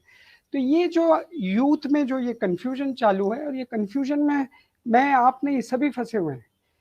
मैं ट्विटर पे जब नया नया आया था, मेरे को पता नहीं था, नया नया था तो देखता था मोदी जी को टैग करते थे, अंधेरी स्टेशन पे कहीं कचरा पड़ा है, मोदी जी स्वच्छ भारत रन करे आप आइए। अब बताइए प्राइम मिनिस्टर आएंगे वहां से। आपको मैं एक मीठी नदी का एक बहुत इंटरेस्टिंग किस्सा बताता हूँ। हम साफ सफाई करते हैं वहां पे, तो एक लेडी वहां बाहर, उसके गटर जो नाले होते हैं झोपड़पट्टियों में छोटे छोटे, वो बोलती है नाला जाम हो गया, कॉर्पोरेटर को बोलना है उधर के। तो मेरे को बोलती थी नंबर है आपके पास, नंबर है। तो मैंने उसका मुंह देखा, मैंने क्यों कॉर्पोरेटर को फोन करना चाह रही है आप? 2 मिनट का काम था, डंडे से उसको बाहर हटाना था। मैंने डंडा लिया और हटा दिया। अब ये सोच जो मानसिकता है, ये कचरा बनना, कचरा का लैंड होना लैंडफिल में और ओशन में, ये सब ये मानसिकता है। जब तक हम मानसिकता पे काम नहीं करेंगे ये बड़ा मुश्किल होगा। और हमारा काम जो मुंबई में जो चल रहा है यही है, छोटे छोटे बच्चों को और वन टाइम एंगेजमेंट में इनसे कंटिन्यूस बातचीत चलती रहे, इनको समझाया जाए, इनका हाथ पकड़ा जाए, इनको गले लगाया जाए, और इनको जो फ्लैश पॉइंट ऑफ पोल्यूशन वहां लाया जाए, और लाने के बाद बोला जाए कि हम साथ में मिलके करेंगे। ये जो हमारा जो फॉर्मल सिस्टम चल रहा है, as a lawyer I must tell you, government बहुत फॉर्मली चल रही है। बिकॉज ऑफ कोर्स वो कैग होता है, कंप्यूटर ऑडिटर जनरल होता है, उनकी एक्टिविटीज सब ऑडिट होती है, तो वो टेंडर सिस्टम पे चलती है, ये होता है, बहुत फॉर्मल सिस्टम है। और वो डेमोक्रेसी में कैसे आई to do checks and balances. But 21वीं सदी में जहाँ रिस्पॉन्स टाइम बहुत फास्ट चाहिए, ये दुविधा पैदा हो गई है कि नदियों नालों में और फॉरेस्ट में और यहाँ पे कचरा है और लोग रोज ला रहे हैं। एक स्लम में आपको मैं बता दूं, 10 बाय 10 के घर में 6-8 लोग रहते हैं, डेली कचरा आ रहा है। अब वो जब तक वो टेंडर बनेगा, टेंडर की इम्प्लीमेंटेशन होगा, ये सब कुछ लाखों लोगों ने नीचे कर दिया। नीचे जो हो गए, वो जो बोलते हैं ना नेसेसिटी नोज नो लॉ। तो इसमें जो सिटीजन्स की जिम्मेदारी, और ये जिम्मेदारी मैं नहीं बोलता, ये कॉन्स्टिट्यूशन बोलता है, ये हमारे कंट्री का आईन बोलता है, कॉन्स्टिट्यूशन, के ये जिम्मेदारी तुम्हारी भी है, जिस तरह गवर्नमेंट की जिम्मेदारी है मदर नेचर को प्रोटेक्ट करना। और ये लोगों को जरा समझना होगा, और ये समझ हमारे फ्रीडम फाइटर्स में बड़ी खूबसूरती से थी, बहुत ही खूबसूरती से। धनलक्ष्मी जी 10 मिनट हो जाए बोलिए, नहीं तो ये लॉयर जो है बोलते रहेंगे। कोर्ट में भी लोग जजेस को बोलना पड़ता है कि रोक जाइए। I hope I have not cross the limit, time limit. So ये स्वच्छता का काम जो है इसी तरह का है कि लोगों को जोड़ो, दिल से जोड़ो, गांधीयन फिलोसफी लगाओ। हम तो खाने पे बॉन्ड करते हैं धनलक्ष्मी जी, आप मेरे घर पे आएंगे तो हजारों लोगों का खाना चलता है लंगर जैसा। पैंडेमिक पे खैर कम हो गया है, और हम खाना शेयर करते हैं। खाना शेयर करने के बाद ऐसे लगता है कि ये देश में प्यार बहुत कम है। लोग ने आस-पास में एक नैरेटिव हो गई है, तुम उस तरफ मैं इस तरफ, तुम बोलो तुम्हारा व्यू पॉइंट मैं बोलूँगा। हम चाहते हैं ब्रिज बने, और कचरा है बहुत बड़ा ब्रिज बन सकता है। हमने फैमिली बनी हमारे कचरा उठाते उठाते, हमारे दोस्त बने कचरा उठाते, बेस्ट फ्रेंड्स हम लोगों ने ढूंढा कचरा उठाते होते। कईयों की शादी हो गई बीच पे, हमारी लव में भी पड़ गए वहाँ के कचरा उठाते उठाते। तो garbage can be a great binding force for this nation. Hatred can reduce, because you know जब ह्यूमन बीइंग हम लोग प्रॉब्लम सॉल्वर होते हैं, तो हमको लगता है कि जब कोई भी हमारे सामने, जैसे आपके फ्रेंड ने आपको फोन कर दिया और बोला कि धनलक्ष्मी ये प्रॉब्लम है, तो आप फौरन लग जाएंगे कि should I solve it, how should I solve it, मेरे फ्रेंड को मेरी नीड है। तो वैसे कचरे के नजदीक लेके आ जाओ लोगों को, वो खुद सोल्यूशन ढूंढने लगते हैं। उनको 2 घंटा समंदर के किनारे या मीठी नदी के किनारे बिठा दो तो वो सोचते हैं। ये जो हमारा जो कनेक्शन है मदर नेचर से, स्नैप हो गया। तो कई लोग बोलते हैं अच्छे लॉ बना दो ये नेचर, कई लोग बोलते हैं कानून का डंडा ला के बता दो, और कई लोग महात्मा गांधी जैसे थे वो बोलते थे प्यार से जोड़ो। उनकी सभाओं में यही होता था कि आओ मिलो, थोड़ा डिस्कस करेंगे, बात करेंगे। वो गवर्नर जनरल वाइसरॉय करे या ना करे, जो लीडर है वो करे ना करे, बट हम हमारी जिम्मेदारी निभाएं। हम यहाँ जिस तरह हमारा बच्चा यहाँ पे है, वैसा एक वेल, टर्टल और शार्क का बच्चा है, दूसरे जानवरों का बच्चा है, उसको उतना ही राइट है जीने का जिस तरह हमको राइट है। हम उनकी जिंदगियों को स्नैच नहीं कर सकते प्लास्टिक पोल्यूशन करके। किसी दिन मौका मिला तो बात करेंगे प्लास्टिक पोल्यूशन में, बहुत लंबा टॉपिक है। 7 साल हो गए मेरी जिंदगी के, एज अ लॉयर मैंने कोर्ट में देखा, फील्ड पे देखा, कभी मौका मिलेगा तो बात करेंगे। बट ये मौका ये है कि लोगों को, यंगस्टर्स को ये मैसेज जाए कि ये काम में जुड़ो, नेशन बिल्डिंग में जुड़िए। हम जुड़ गए, मैं 7 साल से इसमें जुड़ा, मेरे साथ हजारों वॉलंटियर्स जुड़ गए। कई लोग जो हमारे समुद्र के किनारे बहुत लोग हगते थे बीच पे, ओपन डिफिकेशन का प्रॉब्लम था, आज वो बीच को साफ भी किया, वहाँ हगना भी बंद हो गया। देखिए मानसिकता लोग किस तरह बदलते हैं। रिवर मीठी पे जो लोग कचरा नदियों में फेंकते थे, अब वो नहीं फेंकते, जमा करके रिसाइकलिंग सेंटर को भेजते हैं। तो ये जो कचरा को समझना और समझने के बाद कुछ करना देश प्रेम के साथ, ये बहुत बहुत जरूरी। और ये एक दिन में नहीं आएगा, आस्ते आस्ते सीखो, करते करते सीखो, सीखते सीखते करो। Keep on doing it little bit, you know, once we do with love ना, तो फिर ऐसा लगता है कि रुको ही मत। जब तक हम लोग प्यार का घोल नहीं मिलाएंगे काम में तो नहीं चलेगा। नहीं तो वो क्या होता है, जैसे स्कूल में ना बच्चे को अगर पैशन हो जाए कोई सब्जेक्ट का, तो वो खाली टॉपर नहीं बनता, वो सब में बड़ा साइंटिस्ट भी बन जाता है, सबसे बड़ा इंजीनियर बन जाता है, स्टार्टअप खोल देता है। तो उनका पैशन ड्राइव करता है। वैसे हमको हमारा इंडियन होना, हमारा हिंदुस्तानी होना, हमारा भारतीय होना, ये एक गर्व अंदर से आना चाहिए, एक फीलिंग कि मेरे देश में कोई चीज गलत ना हो और मैं मेरी जिंदगी सीधी साफ सुथरी जीऊं, free from corruption which is outside, free from corruption on the ground garbage. ये फीलिंग जब आ जाए तो फिर कोई गलत करेगा ही नहीं। यही फ्रीडम फाइटर्स में थी ना। आप सोच सकते हैं कि कोई फ्रीडम फाइटर कचरा फेंकेगा रोडों पे? I mean we could never think of. वो तो लड़ रहे थे, अपना खून दे रहे थे। यहाँ हमें क्या हो गया कि आपको सब राइट्स मिल गए। Of course, I'm not saying that, you know, every citizen is enjoying the benefit which he should in this country. This democracy has to go a long way, और गवर्नेंस मॉड्यूल को भी long जाना है। But ये छोटी छोटी चीजें अपने लेवल पे, जैसे मैं बोलता हूँ लोगों को, ये ना, आपको शुरुआत करनी है कचरे को रोकने की। मेरा बैग आप देखिए, हमेशा मैं ट्रैवल पे भी करता हूँ, खुद का चाय का कॉफी मग कैरी कीजिए। हम बाहर जाते हैं ठेले पे, मैंने बड़े बड़े एनवायरमेंटलिस्ट को देखा है, वो as a matter of life जी रहे हैं, खुद में बदलाव नहीं है, स्पीच दे रहे हैं और खुद में बदलाव नहीं हो। चाय के ठेले पे जाके वो प्लास्टिक का छोटा सा लेते, फेंक देते, बोलते अब ये नेसेसिटी है। जबकि आप अपना टी कॉफी मग कैरी करेंगे तो आप ऑटोमेटिकली हैंडल कर देंगे। और उसी तरह अपना वाटर बॉटल कैरी कीजिए। पेट बॉटल्स का बनना ही प्रॉब्लम है, बनने के बाद उसको हैंडल करना प्रॉब्लम है। ये छोटी छोटी चीजें करने से धनुष्मी जी हो जाएगा। आई होप हम लोग सब मिल के प्यार से देशवासी जुड़े काम में। खुद के घर पे कचरा कम करें पहला, फिर बाहर निकल के साफ सफाई भी करें और प्यार से आगे बढ़ते रहें। आई थिंक जो हमने मुंबई में किया है, और ये ग्लोबल लेवल पे अब ये बातें चलने लग गई। जब मैंने बीच क्लीनअप शुरू किया तो लोग जानते ही नहीं थे बीच क्लीनअप, मेरे को भी नहीं पता था कचरा बीच से कैसे निकालेंगे, इतनी बड़ी मुश्किल थी धनलक्ष्मी जी, आपको बता नहीं सकता। गाड़ी नहीं जा सकती बीच पे। मैं केले की जो गाड़ी होती, बॉम्बे में केले की गाड़ियां चलती, ठेले, मैं वो लेके बीच पे जाता था, सोचिए, और उस पर कचरा डाल के भाग भाग के 300 मीटर तक।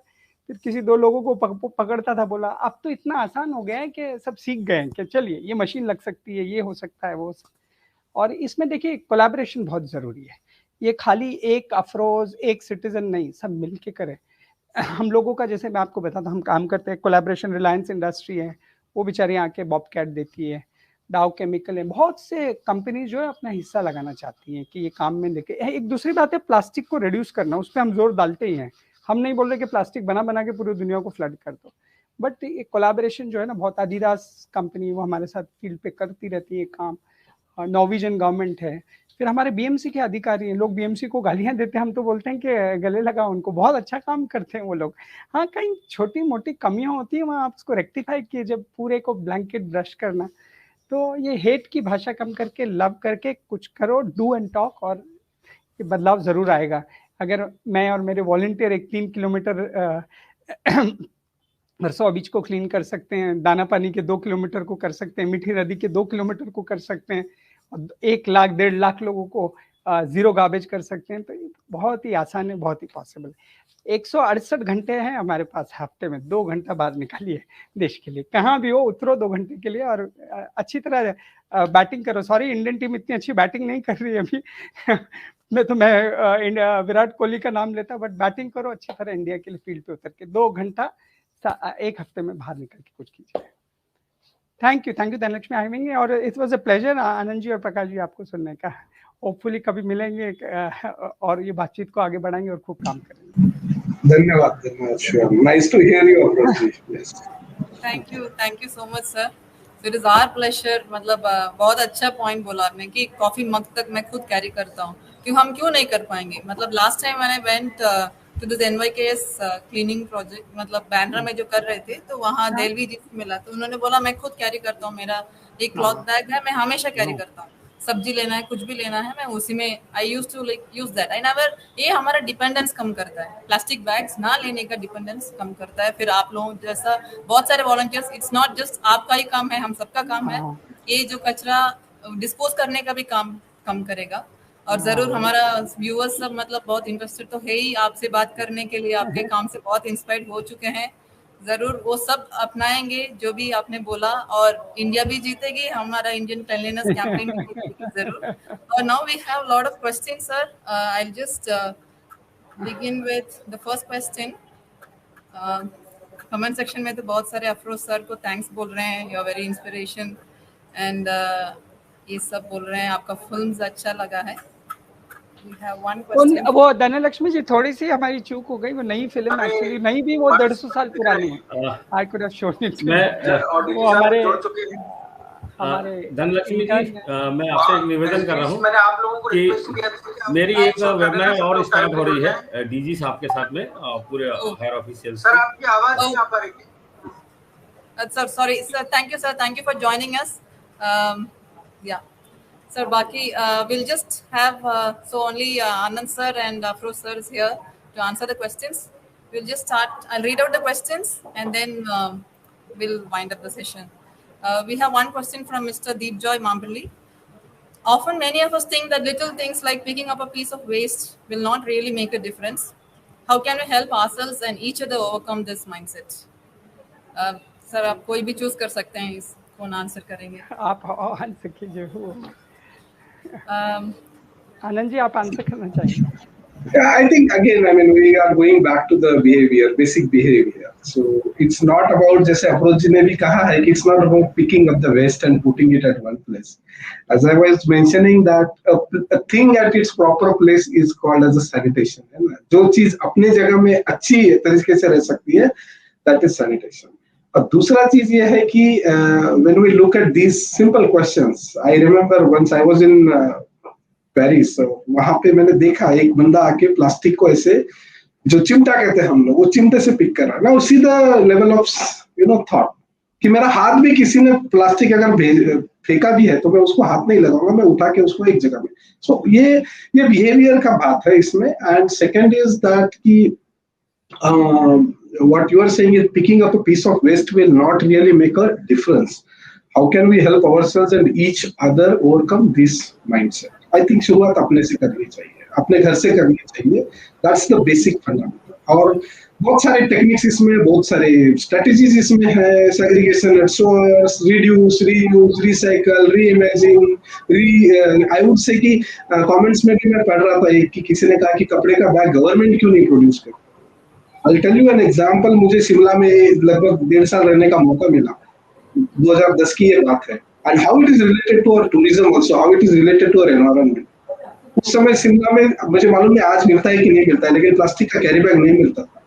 मुझे याद है मेरे मौसा जी, बुजुर्ग लोग जैसे अफरोज जी ने भी कहा कि बैग को मैं उठा लेने से अच्छा, आज मैं जाता हूँ मेरे साथ में एक बैग रहता है कपड़े का। Now the point is that कि उस समय सब्जी वाले के पास में नहीं रहता था, तो क्या करते थे हम लोग, आज भी गवर्नमेंट ऑफिसर्स आप देखेंगे बहुत सारी जगह में अपना रुमाल निकालते हैं, रुमाल के अंदर में वो डालते हैं। बहुत सारे ऐसे लोग हैं जो प्लास्टिक की चीज को उठाते हैं। अगर हम उसको डिनाई करेंगे, denial is the best answer I would say to avoid the further what we call it as a problem of commons. It is not a problem of commons. It is a problem created by an individual at large level and then it becomes a problem of commons. So मुझे लगता है कि शुरुआत हमसे ही करनी पड़ेगी। जैसे अफरोज भाई ने अभी कहा है कि we must start at our own level. Mindset will never change because of somebody else. Mindset has to be within, it has to be understood within, and it has to be practiced. So it's about understanding, practicing, and then preaching. Thank you. Thank you, sir. Afroza, would you like to add anything, or should I move on to the next question? Nothing. जो लोग सोचते हैं छोटे छोटे काम से difference नहीं होता, मैं उनको बोल दूं कि छोटे काम से ही डिफरेंस होता है, जो मेरे एक्सपीरियंस से बोलता हूँ। आपने एक कचरा उठाया, वो कचरा शायद कोई वेल के पेट में चला जाता, समुद्र के किनारे रहो, रिवर में रहो कोई मच्छी खा लेती, और लैंडफिल पे रहो तो लीचेड बन के वाटर बॉडी को करता। हर पीस जो है कचरे का, specially non biodegradable plastic pieces trouble करते हैं। हाँ, जो ऑर्गेनिक वेस्ट है वो डीके हो जाते हैं, but this is the problem. मैं इंग्लिश में उसको बोलता हूँ बेबी स्टेप्स, छोटे छोटे स्टेप्स लो बेबी स्टेप्स लो, उसके इम्पैक्ट बिग होते हैं। आपने एक पिक किया, दूसरे ने एक पिक किया, तीसरे ने एक पिक, 1.5 बिलियन हो गए तो क्या होगा, 2 हाथ आ गए, आपका पूरा इंडिया ही साफ हो जाएगा। तो कभी ये नहीं सोचना कि छोटा काम। मैं जब बीच पे गया था धनलक्ष्मी जी, पहले दिन अकेला था, मेरे साथ एक मिस्टर माथुर 84 ईयर के थे। 3 किलोमीटर का कचरा 6-6 फीट का, अगर वो साइड देखते तो कई लोग जो हमारे बीएमसी के वर्कर थे उस वक्त 8 वर्कर थे बेचारे, था वो जैसी ऐसी सोचे ना, अरे अब मैं क्या कर सकता है, ये तो बहुत बड़ा प्रॉब्लम है। अरे जितना हो सके उतना करके हट जाओ, अपनी जर्नी शुरू करो। अब वो जर्नी में कितने लोग आगे जुड़ जाएंगे मालूम नहीं, शुरुआत कर दो वहाँ पे। So people who are listening to me, don't feel low that it's a too big a problem, and I am not going to. We are humans. We will do what has to be done, and we should do what has to be done. That's all. What will happen? Don't worry about the end result. The journey must begin. Sir, I have a question. Because किसी और का कचरा उठाना, मतलब उसमें कभी गुस्सा आता है क्या? मतलब मुझे बहुत बार लगता है कि मैं क्यों करूं, कि कभी मतलब मैं जो शुरुआत में बोला कि बीच में जा रहा हूँ और कुछ देखा तो शायद मैं भी नहीं उठाती, ये भी हो सकता है एटीट्यूड, वो नहीं होना चाहिए। तब यही गुस्सा आता है कि किसी और का कचरा मैं क्यों उठाऊं। तो how do you overcome that? आपको मैं बताऊं, जब प्यार हो जाए तो फिर क्या गुस्सा आता है, देश से प्यार है, अब क्या गुस्सा करे किसी से। अब वो आप गांधी जी से पूछते हैं या शहीद भगत सिंह से पूछते हैं, खुदीराम से, अरे लड़ाई तो सबकी है, वो ब्रिटिश में ICS के ऑफिसर बैठे हैं, वो तो आपको अपोज कर रहे हैं, वो तो भारतीय हैं, हाँ, और वो जो गवर्नमेंट के अधिकारी, पुलिस भी उनकी है भारत के, तो क्या गांधी जी बोलते मैं छोड़ दूं ये काम, क्योंकि ऑपोजिट साइड में भी हमारे ही लोग बैठे हैं। अब उनको उस वक्त क्लियर समझ थी कि ये प्रॉब्लम है, मैं भी अभी समझ में नहीं आया, बट जब भारत आज़ाद होगा तो ये प्रॉब्लम जो है खुल के सबके सामने आएगा और इसका सोल्यूशन वहीं निकलेगा। तो प्यार होने के बाद आप ये सब सोचते नहीं, मैं तो कभी नहीं सोचा। और मैं खाली आपको एग्जांपल दे दूं, जब मैंने टॉयलेट की साफ सफाई की, लोग वेस्ट मैनेजमेंट जो है ना, कोई भी कम्युनिटी बेस्ड होता है ना, जब सर्कुलर इकोनॉमी जिसको बोलते हैं, उसमें टॉयलेट का पार्ट बहुत ही इंपॉर्टेंट होता है, लोग समझते नहीं, खासकर झुग्गी झोपड़ियों में, स्लम्स में। मैं पहली बार 2016 नवंबर में, मैंने कभी पब्लिक टॉयलेट साफ नहीं की थी, मैं गया, मैं बीच साफ कर रहा था तो बीच पे एक लड़का वहाँ पे हग रहा था, तो मैंने उसको बोला आप अपनी टॉयलेट में क्यों नहीं हगते यहाँ के। उसने मेरा हाथ पकड़ के ले गया अंदर, बोला कि आप देखिए ये टॉयलेट, ये इतना मक है। और मैंने उसी वक्त उसको बोला मैं ज़िंदगी में कभी नहीं बोलूँगा, मेरे को शायद आपको बोलना ही नहीं चाहिए था, 30,000 लोग, 50 टॉयलेट, इतना चौकअप। तो मैंने डिसाइड किया उसी वक्त नेक्स्ट वीक से जाऊंगा। तो जब मैंने टॉयलेट क्लीन अप किया तो अब हम लोग यूज टू नहीं है, यूज टू होना है, देश को प्यार भी करते हैं, कुछ करना भी। अब सोल्जर नहीं करते क्या, गोली बुलेट लेने के लिए तैयार होते हैं। तो मैंने टॉयलेट्स किया। तो पहले 5 मिनट धनलक्ष्मी जी बहुत डिफिकल्ट हुआ मेरे लिए। मैंने मास्क पहन लिया था, उस वक्त मैं N95 मास्क पहन के जाता था, but I did it. And वो देखा देखिए वो जो यंग लोग थे वो स्लम में, वो सब आगे आए और उन्होंने खुद इतनी ब्यूटीफुली टॉयलेट मेंटेन रखते हैं कि आप बोलेंगे आप फ्लैट्स की टॉयलेट इतनी क्लीन नहीं है। और वो टॉयलेट में जो है, कई लोग जो है दारू पीने की आदत होती है स्लम्स में, छोटे छोटे दारुओं के लेके वो प्लास्टिक की बोतल होती है वहीं फेंकते हैं। वो कुछ 20-25 रुपए की मिलती हैं, वो वहाँ पी के वहीं फेंकते, उसको चोक करते टॉयलेट। तो आप मेरे को पूछेंगे अरे अफरोज टॉयलेट, जब मैंने टॉयलेट किया कई लोग बोले अफरोज तुम टॉयलेट क्लीन अप करते हो जाके।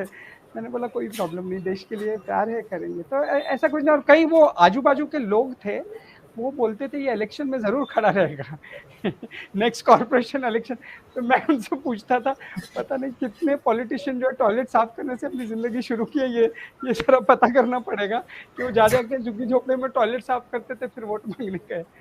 तो वैसे तो कुछ हुआ नहीं, अपनी जर्नी कंटिन्यू 7 साल हो गए। तो थोड़ा सा पेशेंस रखना पड़ता है देश के साथ, देशवासियों के साथ। एजिटेटेड होना, एग्रेसिव होना, बुरा बोला नहीं, प्यार से। अपने फैमिली मेंबर को कैसे लेके चलते हो? कभी अपनी माँ पे गुस्सा होते हो क्या? हाँ, अपने फैमिली मेंबर पे चिड़चिड़ करते हो? किस तरह देशवासियों पे चिड़चिड़ करते हो? खाली फुकट थोड़ी सी बात हुई, उन्होंने कुछ बोल दिया, उसको समझाओ, उसके कंधे पे हाथ डालो, उसको जरा हाथ टाइट पकड़ो, वो 1 मिनट में समझ जाता है। प्यार और खाने पे हम हिंदुस्तानी लोग बहुत अच्छे से जमते हैं। उस पर वो मेथड और weapon. That's very good answer, amazing answer. कि प्यार करोगे तो फिर क्यों गुस्सा करोगे? मतलब I was reading your profile and then you said like you follow the Gandhian philosophy. So it is not just in words. Actually, you are saying like जब प्यार करोगे you can do anything with the service mentality. So आप धनलक्ष्मी जी मेरे cleanup पे देखेंगे ना, मेरे घर पे कभी क्लीनअप के बाद आएंगे तो कई बॉलीवुड एक्टर, कोई स्लम डेवलपर, कोई डॉक्टर, कोई लॉयर, कोई स्टूडेंट, कोई एक हिंदुस्तान का फेयर मिक्स आपको दिखता है बिना भेदभाव के, और जुड़े हैं प्यार पे, गार्बेज क्लीनअप पे, और सब वॉलंटरी आते हैं और करके चले जाते हैं। Yes, sir. So we have one more question from Let's Think. Who is your motivation in this long journey? Because you still have the same Josh and smile. Yeah, I also have the same. This is for Afroz. Yeah. Yes. This is directed to me, Dhanalakshmi ji? Yes, sir. Yes, sir. This is to you. Yeah. All our freedom fighters, their motivation.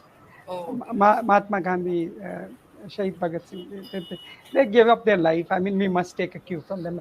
You and me wouldn't be now talking with the same rights if the British Empire continued. Imagine few people without purse, without sword, without anything stood up. Their mindset drove them, and what happened is history. We all know that. So I think my freedom fighters are my motivation. People like Khudiram Bose is my motivation. Sardar Vallabhbhai Patel, they gave up their life. I think the Indians must learn. See, now there's no short dearth of food in our country. You know, our GDP is growing. We are fairly doing well as a nation. You know, the progress is happening. We can all see it. You go to cities, we have cars, we have flats, we have this. Of course, there are some deprived sections which we must take care. But at least to people who have reached where they have to reach, come back to your roots, to your freedom fighters' roots, and start doing something for the nation. It must start. So then it's a great tribute, sir. It's like, because it's the Azadi Ka Amrit Mahotsav, and if they are the inspiration, truly, they must be really proud of us. And that's why when I see Indians looking up to, you know, North America and Europe for solution, I tell them, no, the solution lies here. The solution lies in what our freedom did. I don't know, why are you looking up? They were never colonized. They in fact colonized people all over the world. We were colonized and we fought a long battle to free ourselves.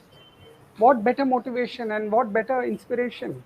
Why do you look up to people in the West? And I'm not even remotely suggesting to you that I'm anti-West. No. But if you are asking me which is your motivation, here it lies here. Look here, what they did. Sardar Vallabhbhai Patel, I'm told when he died, he had some 150 rupees or something in his account. Who can do that? The Deputy Prime Minister of this country, the Home Minister, no bank balance, gave everything up for the nation. I mean, how many of us can do that? We'll move on to the next question from Mr. Santosh Shah. Afroz, as you said, circular economy. Can you please explain in brief how does it work? हाँ, एक line में मैं हिंदी में बोल देता हूँ, कचरा कम करो। कचरा बनाना ही कम करो। सर्कुलर इकोनॉमी मीन बहुत हाई फंडा कॉन्सेप्ट है। आजकल ये वर्ल्ड ड्रिवन है जागन से। जागन जितना बोलोगे उतना आपको एज ए स्पीकर बुलाते हैं, टेडएक्स स्पीकर, ये स्पीकर, जागन बोलो। मैं थोड़ा सा सिंप्लीफाई करता हूँ, कचरा कम बनाना करो। आपके घर पे 12-15 आइटम प्लास्टिक के आते हैं, तो सोचो आपका चावल कौन से प्लास्टिक में आता है, आपकी दाल कौन सी प्लास्टिक में आती है, आपके मसाले कौन से प्लास्टिक में आते हैं। और मैं अर्ज करूंगा जो प्रीच करते हैं उनको पहले फॉलो करो। आपके जो मसाले हैं, दाल, चावल, तेल, सब चीज़ें आपकी प्लास्टिक पैकेजिंग में आती हैं। क्या आप उसको कम कर सकते नहीं? वो सर्कुलर इकोनॉमी आपने कम कर दिया, you are part of the circular reduction of the garbage. तो हम लोग यहाँ स्लम्स में प्रोग्राम रन करते हैं, नॉर्वेजियन गवर्नमेंट के साथ टाई अप है हमारा। तो यही होता है कि किस तरह हमारे इंडिया में बल्क स्पाइसेस जो है ना, और बल्क चीज़ें बहुत आसानी से मिलती हैं। ये मॉल्स में हम जा जाके छोटे छोटे 50 ग्राम, 25 ग्राम, 50 ग्राम, और वो कचरे सब हमारे बीच पे दिखते हैं, वो सब लोग फेंक देते हैं इधर उधर, उसका वैल्यू नहीं है, रिसाइकलिंग नहीं है, बहुत से इश्यूज हैं। तो कचरा कम कीजिए। सर्कुलर इकोनॉमी मीन्स कचरा कम करो, जनरेट मत करो, और जनरेट करो तो उसको बराबर हैंडल करो। लोग कंफ्यूजन करते हैं सर्कुलर इकोनॉमी और वेस्ट मैनेजमेंट में, दोनों अलग कॉन्सेप्ट है, दोनों अलग चीज़ें, दोनों को मिलाइए मत। कई लोग बोलते हैं मैं वेस्ट मैनेजमेंट करता हूँ, इसका मतलब नहीं आप सर्कुलर करते हैं, दोनों अलग चीज़ें। जब आप अपना कचरा कम करने लगेंगे तो ऑटोमेटिकली ये प्लैनेट में कचरा कम होगा, लैंडफिल में कम जाएगा, ओशन में कम जाएगा। Sir, there is another question. It's somewhat related. How can we prevent ocean pollution due to plastic? So, if anyone of you, I think Anand ji, you must answer. Then I'll I think बहुत सारे comments मैं भी देख रहा हूँ इसमें approach जी, और I think you just rightly put it in one line, and I would say add to those कचरा कम करो to just say no. Denial is the best practice. And second is lot of comments on how I can change somebody's attitude. You cannot, you never will be. You have to start with yourself, begin with yourself.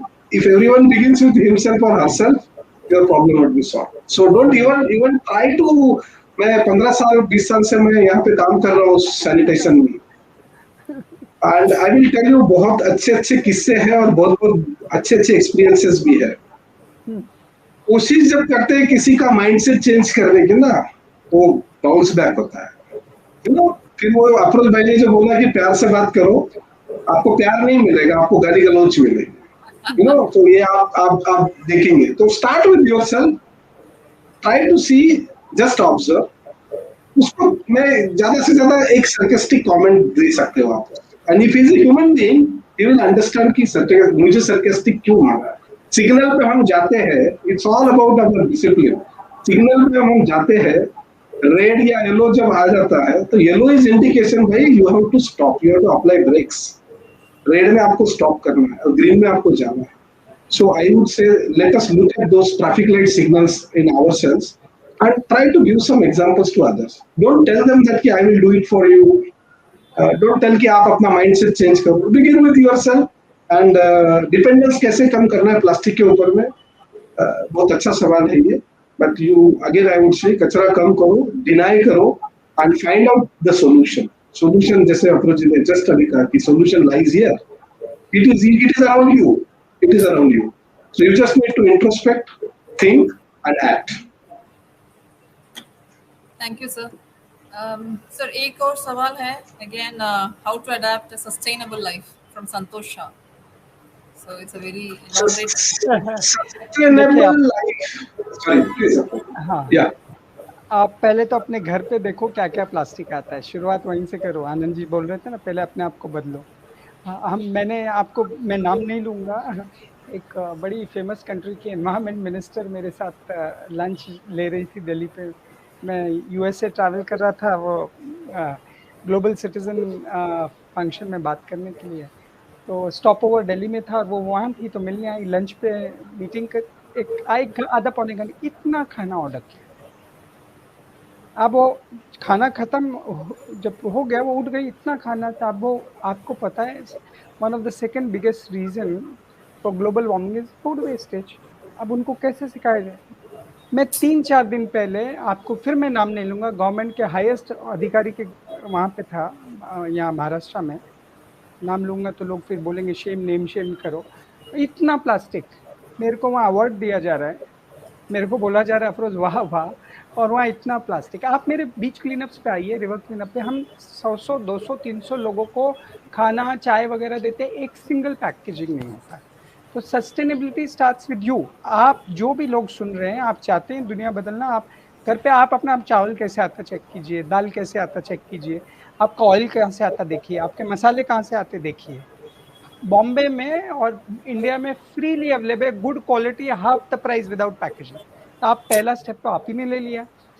आप, मैं बार बार video डालता हूँ, आपको believe नहीं हुआ, pictures डालता हूँ मैं कैसे खरीदता हूँ। मैं लोगों को बोलता हूँ मैं ऐसा खरीदता हूँ कि आप भी कर सकते हैं, और प्राइस भी आधा है। हम लोग ये 30-35 हज़ार जो स्लम है यहाँ, एक पॉपुलेशन, उस पर हम ये प्रोग्राम रन कर रहे हैं बड़ा ब्यूटीफुली, कि ये इनको सबको विदाउट प्लास्टिक जनरेशन कैसे ज़िंदगी सिखाई जाए। तो उसमें यही है कि वो अपना डब्बे में खुद अपना लाते हैं। जो गुड ओल्ड डेज हमारी ग्रैंड मदर्स और मदर्स यही करती थी। अब पता नहीं कहाँ से आ गया कि मॉल में जाओ इजीली पिकअप करो। हम, और इस पर कोई हेल्थ कॉम्प्रोमाइज़ नहीं, लोगों को गलतफहमी, छुट्टा मतलब उसमें मिलावट है। इंडिया में एक कॉन्सेप्ट है बल्क पैकेजिंग, आपको 20-25 किलो की पैकेजिंग हर चीज़ की, वही है जो स्मॉल पैकेजिंग में रहते हैं। स्मॉल पैकेजिंग का ट्रबल क्या है, हम नहीं बोल रहे कि पैकेजिंग निकाल दो, सॉरी, गलतफहमी लोगों को हम बोलते हैं कि पैकेजिंग निकाल दो, कहीं से आएगा पैकेजिंग में, बट वो पैकेजिंग ऐसी होनी चाहिए जिसका कार्बन फुटप्रिंट कम होना चाहिए, और जो मदर नेचर में जाकर ट्रबल नहीं दे, वो रिसाइक्लेबल हो जाए। ये छोटे छोटे पैकेट सब नॉन रिसाइक्लेबल है। जैसे आपको मैं एग्जांपल देता हूँ चिप्स का, सस्टेनेबल लाइफ के लोगों को पोटैटो चिप्स, बनाना चिप्स बहुत पसंद है। बॉम्बे में एक से एक बेकरी है, जाके ले लो, सब विदाउट प्लास्टिक मिलता है, यहीं बनता है। There expert at making it. मेरे घर पे आपको बिलीव नहीं, हमारे एक वॉलंटियर का ग्रुप लास्ट 10 दिन पहले गया था, हमने 4 किलो चिप्स, लंबा ग्रुप था, 4 या 5 किलो चिप्स सब लिया विदाउट पैकेजिंग, और इतना टेस्टी भी था, और वैसे ही खाते हैं। तो ये सब छोटी छोटी चीज़ें करना सीखना चाहिए कि सस्टेनेबल लाइफ मतलब अपना कचरा कम करो। मैं आपको बहुत लेक्चर दे दूंगा सस्टेनेबल, मेरे घर पे आप आओगे तो इतना प्लास्टिक। मैं कई एनवायरमेंटिस्ट को देखता हूँ, बातें करते हैं, और बर्थडे पार्टीज में फुग्गे लगे हुए हैं, क्या लगे हुए हैं, कचरे फेंक रहे हैं एक दूसरे पे, मैटर ऑफ रूटीन ऐसे लगता है। तो मैं उनको पूछता हूँ कि आपको ऐसे नहीं लगता कि आप जो बोल रहे हैं वो आपकी लाइफ में नहीं है? तो ये बड़ा ही डेंजरस ट्रेंड है। मैं आपको सच्चाई प्रीच करते रहूँ और मेरे लाइफ में सच्चाई नहीं है। तो ये हमसे शुरू करें अपनी लाइफ को। क्यों, आप जब कर दोगे ना, तो आप जब बात करोगे ना, तो आपकी बातों में कन्वेंस पावर होता है कि ये आदमी ने किया है। गांधी जी खुद प्रैक्टिस करते थे पहले, बोलने से पहला। भगत सिंह ने पूरा करके दिखाया कि भगत सिंह ने बोला सबको, तुम भी ये कर दो, वो कर दो, वो कर दो, बातें करते रहेंगे। तो वो प्रैक्टिस करना बहुत ज़रूरी है। सो मैं सबको अर्ज करता हूँ, सस्टेनेबल लाइफ के अपने से शुरू कीजिए। जैसे आनंद जी ने बोला ना, the story must begin with you. जितने चीज़ें आप कम कर सकते हैं, और कम करने के बाद आप लोगों को करने कीजिए। मैंने कर दी, आप भी कर सकते हैं, बहुत आसान है। यहाँ से मैंने किया है।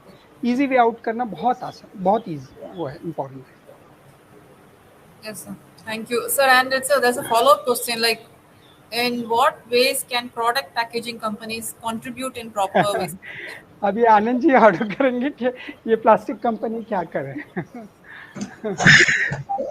See, I think again, I mean, see, हम लोग वापिस उसी चक्कर में जा रहे हैं। अभी अफरोज जी ने कहा भी कि मेरे घर में कितने ऐसे आइटम हैं जहाँ पे पैकेजिंग है प्लास्टिक से है। मैं again, I mean, I will stress on these two things: denial, denial, denial. And if you can't deny, find out a solution. अभी सिंपल उदाहरण मैं दूंगा। Don't think about plastic companies and all that. I am not a right person to talk on that, because I cannot stop an industry from, making a plastic and marketing it. That is their skill to motivate. That is their skill to change your mindset to not to use a paper bag or a cloth bag and use a plastic. So equally आपको उसी तरह से उसको reciprocate करना. I don't want anything in plastic. I know it's not easy. It's not easy. But if you start doing it gradually, आपका छोटा सा contribution अगर आप करेंगे तो मुझे लगता है कि वो धीरे धीरे कम होते जाएगा। उल्टा हो रहा है यहाँ पे। I was listening to FM Day some last couple of weeks ago. ये ग्लोबल हैंड वॉशिंग डे पे मेरा एक सेशन चल रहा था उनके साथ में, and I was hearing तो चाय पीने के लिए जैसे अफरोज जी ने अभी कहा, एक प्लास्टिक का मग हम जाते हैं चाय पीते, मैं भी करता हूँ कई बार, ऐसा नहीं कि नहीं होता है, it happens, but you try to deny it, try to reduce it, है ना, क्योंकि हम लोग इतना एक्वेंटेड हो चुके हैं इन सब चीजों से कि हमको लगता है कि this is my life and I can't live without it. वो सबसे पहले दिमाग से निकल जाएगा ना, तो मुझे लगता है बहुत अच्छी बात। चाय का मैं जो उदाहरण देना चाह रहा था कि I was just thinking and I was hearing and that's a brilliant idea. Ice cream का खाने जाता हूँ मैं पार्लर में, आइसक्रीम पार्लर में, तो वो पूछता है आपको कप चाहिए या कोन चाहिए, मैं बताऊँ मुझे कोन चाहिए। क्यों? बिकॉज आइसक्रीम खाने के बाद तो कोन भी मेरे अंदर चला जाता है, बिकॉज इट्स एडिबल। चाय का भी मैं अफरोज भाई, शायद ऐसा दिन आए कि चाय हमको ऐसे कूलर में मिले कि चाय पीने के बाद वो कूलर भी मैं खा लूं ताकि no plastic nothing. So I think या प्लीज, वो आ चुका है, बट वो मास स्केल पे जाना जरूरी है, वो आ चुका है। But let me answer this as a lawyer, ये जो वेस्ट मैनेजमेंट और पैकेजिंग कंपनी का मेल क्या है। लोग अभी एक बॉल फेंकते हैं, बॉल प्लास्टिक कंपनीज है, वो बॉल फेंकती है म्यूनसिपालिटी की तरफ, बोलती है म्यूनसिपालिटी तुम्हारा काम है कचरे उठाना, आप हम पे क्यों डाल रहे हो, हम टैक्स भरते हैं ना, असेसमेंट टैक्स, ये टैक्स, म्यूनसिपल में सब टैक्सेस जाते हैं। म्यूनसिपालिटी बोलती है ये प्रॉब्लम इतना बड़ा है, हम क्या करें। तो अर्बन लोकल बॉडीज जिसको बोलते हैं म्यूनसिपालिटी और प्लास्टिक कंपनी में टकराव चलता रहता है, ये लेके। बट कानून क्या है मैं बता दूं, जो व्यूअर्स लिसन कर रहे हैं, एक कॉन्सेप्ट है EPR, एक्सटेंडेड प्रोड्यूसर्स रिस्पॉन्सिबिलिटी। उसके अंदर ये है, एक लाइन में जैसे उसको डिफाइन करूं मैं एज ए लॉयर, जिसने कचरा बनाया वो ले जाओ, और ये कानून बोलता है, ये एक सोशल रिस्पॉन्सिबिलिटी वो कंपनी की। तो जैसे आपको बताऊं, कंपनी ए है समझिए, वो 10 टन प्लास्टिक बनाता है, उसका काम है 10 टन ले जाना, बट उसमें अभी बहुत से प्रॉब्लम्स, वो EPR लॉ अब तक बना नहीं है, वो स्केची फ्रेमवर्क है। गवर्नमेंट ने अभी ड्राफ्ट EPR जारी किया है, ऑब्जेक्शन सजेशन इनवाइट कर रहे हैं, और उसमें जो मैं आपको बताता हूँ, कचरा कम करना, प्री लिटर का कॉन्सेप्ट अभी तक नहीं समझ में आया है। लोग वहाँ पे मिनिस्ट्री में भी जो लोग बैठे हैं, प्लास्टिक प्रोड्यूसर्स भी, वो बोलते हैं कि कचरा होने के बाद देखेंगे, होने दो, फिर हम EPR हैंडल करेंगे। तो मेरा मानना है कि प्री लिटर पे सोच लगाना और EPR में उसका फ्रेमवर्क डिफाइन करना कि किस तरह ये कंपनी जो है अपना प्लास्टिक प्रोडक्शन कम करें, और अगर वो जो मल्टी लेयर है उससे किस तरह मोनो लेयर पे जाए। मोनो लेयर जो होता है वो इजीली रिसाइक्लेबल होता है, अब मल्टी लेयर होता है वो रिसाइकल नहीं होता। तो उसको एक तो इजीली रिसाइकल बनाना, फिर उसको रिसाइकल भी करना। तो ये जो वेस्ट मैनेजमेंट और प्लास्टिक कंपनियों का बहुत जोड़ है। मैं कई प्लास्टिक कंपनियों के साथ काम किया, वो आते थे मेरे पास, तो मैं उनको समझाता था, वो बोलते थे EPR नहीं है। फिर क्या, ट्रांसपेरेंसी ऑफ द वेस्ट, ये भी बड़ा इशू है। लोग क्या करते हैं आपको बताएं धनलक्ष्मी जी, पूरे वेस्ट मैनेजमेंट में वो बेचारे अपने जो रैक पिकर्स हैं बहुत अच्छा काम करते हैं, हाँ, पर वो क्या करते हैं, लोग को समझना, वो पेट बॉटल उठाते हैं, खाली क्लीन पेट बॉटल, ये जितने मल्टी लेयर रैपर सब छोड़ देते हैं नीचे, क्योंकि उसको कोई वैल्यू नहीं है। अगर वैल्यू भी है तो अब आप ऐसा 2 ग्राम प्लास्टिक बार बार उठाएंगे, बैकएक शुरू होगा, फिजिकली पॉसिबल नहीं है। आप करके देखिए, हम बीच क्लीन अप करते हैं, हमसे पूछिए हाथ पैर कितने दुखते हैं, तब उठा के 7 साल से हम उठा रहे हैं। तो वो ये सब चीज़ों को, प्लास्टिक को एक साथ बोल देना प्लास्टिक पोल्यूशन, फिर एक साथ बोल देना ये प्लास्टिक, ये भी खतरा है। उसमें जो प्लास्टिक आ रहे हैं, जो कंपनी आ रही है, ये गवर्नमेंट की पॉलिसीज है, must be directed at that which is the problem plastic, not the plastic which is already recycled. जो प्लास्टिक ऑलरेडी बिग वे में रिसाइकल हो रहा है वो पेट है क्लीन, वो भी क्लीन। अगर उसमें गंदगी लग जाए, जैसे आपको मैं बताता हूँ, एक समुद्र का पट्टा है वर्सोवा पे, हम वहाँ 5 बोट पे काम करते हैं, adidas के साथ हमारा टाइप है, हम निकालते हैं। आपको देखेंगे वहाँ पेट बॉटल फ्लोट हो रही है हज़ारों की तादाद में, और कहीं से फ्लोट हो के आई है। बट आप बीच पे जब आएंगे, अगर बीच क्लीनअप पे आप आएंगी, तो आप देखेंगे कि एक भी पेट बॉटल नहीं है। तो आप बोलेंगे अरे पेट बॉटल है नहीं। वो जो रैक पिकर हैं, जो अपने कचरा चुनने वाले लोग, आपका पता नहीं यहाँ पाला पड़ा है कि नहीं। मेरा बचपन से मेरी माँ के थ्रू, मेरी माँ ने बहुत सी चीज़ें मेरे को इंट्रोड्यूस कराई, तो मैं रैक पिकर से पाला पड़ा है। वो रात में 1 से 5 बजे के बीच में उठाते हैं, रोड पे फिरते हैं, बीचेस पे, जहाँ जहाँ उनको लगता है पेट बॉटल मिलेगी और वैल्यू ऑफ प्लास्टिक मिलेगा, वो लेते हैं। मेरी मदर एक रैक पिकर को रोज़ सुबह 5:30-6 बजे चाय देती थी। तो मैं भी बड़ा छोटा 5-6 साल का था, मैं एक्साइटेडली देखता था, एक औरत आती थी बैग लेके। तो जब मेरे को पता चला, जब 5 साल की उम्र में, कि ये एक सिस्टम एग्जिस्ट करता है, फिर आपने देखा होगा जब हम थोड़े से बड़े हुए 13-14 साल के हुए, 12-13 साल के, तो plastic versus garlic, plastic versus sugar, ये चलता था ये कंट्री में। हम बड़े सस्टेनेबल थे बिकॉज यहाँ शॉर्टेज थी बहुत चीज़ों की। बट अब क्या हो गया है, ये जो छोटे छोटे प्लास्टिक है, जैसे आपका, मैं आपको एग्जांपल देता हूँ, आपका मिर्ची पाउडर, आप कोई भी ब्रांड लीजिए, मैं ब्रांड का नाम नहीं लूँगा, वो एक पेपर का पैकिंग होता है, ऊपर अंदर एल्यूमिनियम होता है। अब उसको कौन निकालेगा, कौन सेपरेट करेगा, उसको सेग्रीगेट कौन करेगा, एक ये हो गया। दूसरा होता है वो जैसे कोई मॉल का पैकिंग होता है उसमें प्लास्टिक में, वो भी मल्टी लेयर, कोई ब्रांड का होता है। अभी इसको आप कैसे हैंडल करते हैं? पेट बॉटल तो अपना है। तो ये जो नैरेटिव है देश में ना, ये प्लास्टिक कंपनियां क्या कर सकती हैं, सरकार किस चीज़ों पे ध्यान देनी चाहिए, ये मेरा फील्ड एक्सपीरियंस है। और मैं बीइंग अ लॉयर में बहुत डॉक्यूमेंट्स तैयार करता हूँ, मेरा हर क्लीन अप डॉक्यूमेंटेड है, बाकायदा राइटिंग में, केजीज में। मेरा हर जो सर्कुलर इकोनॉमी का प्रोग्राम होता है, ट्रेनिंग, मेरा फुली डॉक्यूमेंटेड है। मैं ब्रांड वाइज सेग्रीगेट करता हूँ, शायद ही कोई करता होगा। आप कोई ब्रांड का नाम लीजिए, मैं बताऊंगा इतने पॉपुलेशन में ये ब्रांड के इतनी इतनी पन्नियाँ निकली, इतना इतना प्लास्टिक निकला। तो ये जो इशू है, लॉ बेस्ड ऑन एविडेंस होना चाहिए। हम लोग अपना इप्सी डिक्सिट नहीं करें। बीच क्लीनअप के बेसिस पे प्लास्टिक को बैन करना गलत है। हाँ, बीच क्लीनअप से कुछ एविडेंस आपको निकल रहा है कि किस टाइप के प्लास्टिक, कौन सा प्लास्टिक, कौन सा इशू है। लाइक जैसे मल्टी लेयर पैकेजिंग है, बहुत बड़ा प्रॉब्लम है। तो इसको किस तरह हैंडल करें, हम सबको सोचना पड़ेगा। लॉ मेकर्स को भी, लोग फील्ड पे हैं जो, वो भी जिनका एडमिनिस्ट्रेशन में एक्सपीरियंस है, उनको भी, सबको मिल के काम करना पड़ेगा। ये पैकेजिंग कंपनी और वेस्ट मैनेजमेंट का भी वो जैसे बोलते हैं ना, वो सीसॉ बैटल चालू है वर्ल्ड कप में जैसे चलता है, तो कभी चौका, कभी छक्का, कभी मिडन ओवर जब ये बराबर ट्यूनिंग हो जाएगी तो शायद नदियों और समुद्र पे हमको साफ सफाई करनी नहीं पड़ेगी। मैं लोगों को बोलता हूँ, हमको रोक दो साफ सफाई करने से पहला, देश के लिए और भी काम है, ये रुका दो हम लोगों को, हम कुछ और देश सेवा में लग जाएंगे।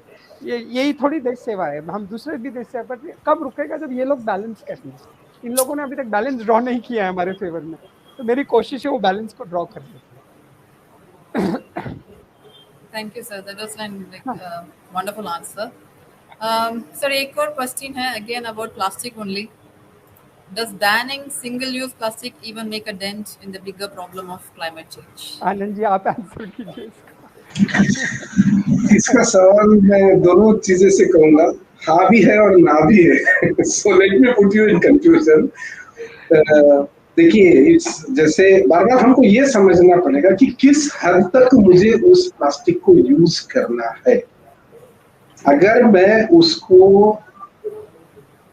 उसी यूज के लिए मुझे काम में लेना है, तो मैं उसके लिए ही करूंगा। और ये जो सिंपल प्रिंसिपल्स हम बात करते हैं कि रिड्यूस, रीयूज एंड रिसाइकल, और जैसे ईपीआर के बारे में भी बहुत सारी चीजें यहाँ पे आ रही है। This things will keep on coming, keep on going. Implementation कितना होगा, if you want to implement something, another problem will be created. तो मुझे ये लगता है कि if it happens at a large scale, yes, it will make a big dent in the climate change or environment or whatever you want to say, and how you want to look at it. देखिए, plastic है या हम स्वच्छता की जब बात कर ही रहे हैं इसमें, तो दो चीजें इसमें हमको जरूरी देखनी है। What is the convenience? Why the plastic is being prepared? Because it is convenient. एक छोटी सी पन्नी में अपने जेब में या कहीं पे भी डाल के जा सकता हूँ। या वो जो आपने देखा होगा कि मार्केट में फ्रूट्स वाला है, वेजिटेबल वाला है, all those things, what are they doing? अपने जेब से प्लास्टिक 10-25 थैली उसके पास में रहता है, निकालता है, दे देता है। You stop using it, you stop using it. उसके बहुत सारे फायदे हैं। आपके घर में प्लास्टिक नहीं जाएगा, आपको कचरा हैंडल करने की नौबत नहीं आएगी, आपके शहर में अगर कहीं पे फ्लड्स आते हैं तो ड्रेन्स वगैरह चौक नहीं होंगे, बीच में हम जाएंगे तो शायद क्लीनिंग की हमको जरूरत ना पड़ेगी। तो मुझे ये लगता है कि it's not about banning the plastic. It is about using it wisely, using it at appropriate place and using it very appropriately. मैं तो ये कहूंगा कि अगर आप डिनाई करोगे मुझे करना ही नहीं है प्लास्टिक, तो ये डेफिनेटली बहुत बड़ा चेंज लाएगा। लेकिन मैं पार्शियली इसको करना चाहूंगा तो शायद थोड़ा सा चेंज लाएगा, and it has to be balanced. Actually, I heard one of the environmentalists recently. Climate change is something which has already into our lives, है ना? We can only delay it, we cannot avoid it. तो हम उसको अगर delay उसको जितना ज्यादा करेंगे उतना हमारा क्लाइमेट को हम सेव कर पाएंगे, उतना पोल्यूशन को हम सेव करेंगे। क्योंकि प्लस कोई भी इंडस्ट्री हो, it is going to produce some kind of pollution. EPR है, कितने परसेंट कंपनीज ईपीआर फॉलो करती है? 5%, 10%, 20%। So yes, I think the answer is yes and no, but it again depends on the change which we want to begin with us. And in terms of large scale, yes. But आप मुझे ये मत पूछिए कि फिर government इसको ban क्यों नहीं करती, you know?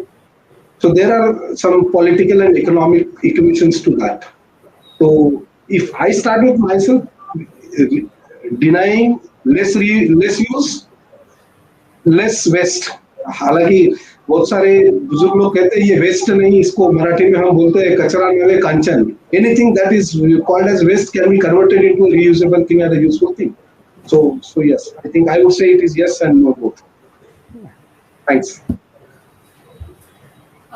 Sir, I think there is one more. We're coming to the end of the program. One more question, and we'll be just winding up the event, sir. We planned it for 1 hour, but the session went so interesting that we couldn't stop. There's still questions pouring out. So sorry to disappoint our viewers or whoever posting the questions. We'll be like conducting one more session, but now for now we'll be just taking one more question and then we'll just wind up. Again, it's about plastic. Should I take this? 1 second. I see it is about milk. How do I avoid plastic? So भाई अपने घर से क्या लेके जाओ dairy पे, या जो बंदा देने आता है उसको अपने बर्तन में ले लो। Very simple. You will avoid it. You will उसको बोल दो ये कैन लेके जाओ, कट करके मुझे दे दो, ये लेके जाओ। 50 पैसे में उसको शायद मुझे लगता है मार्केट में उसका प्राइस भी मिल जाएगा। तो these are like all traditional practices. बहुत हमारे घर में आज भी गाँव में होता है। दूध वाला है तो मेरी माँ मेरे गाँव में आज भी बर्तन लेके, आपके यहाँ पे भी होता होगा। But we want convenience, and that convenience has to be costed at some level, compromised at some level. मेरे वाइफ को अगर मैं मॉर्निंग में बोलूंगा दूध वाला दही वाला आता है, वो पैकेट करके चला जाता है। कल से मैं उसको बोल दूंगा कि भाई तुम एक काम करो, बर्तन लेके खड़ा रहो और उसको नीचे देके वो प्लास्टिक का से दूध निकालो, योर प्रॉब्लम इज सॉल्व। शायद to some extent, but not like me. Everybody will try to do, but I think that's a good thing for lesson for me. I will start doing it from tomorrow itself now.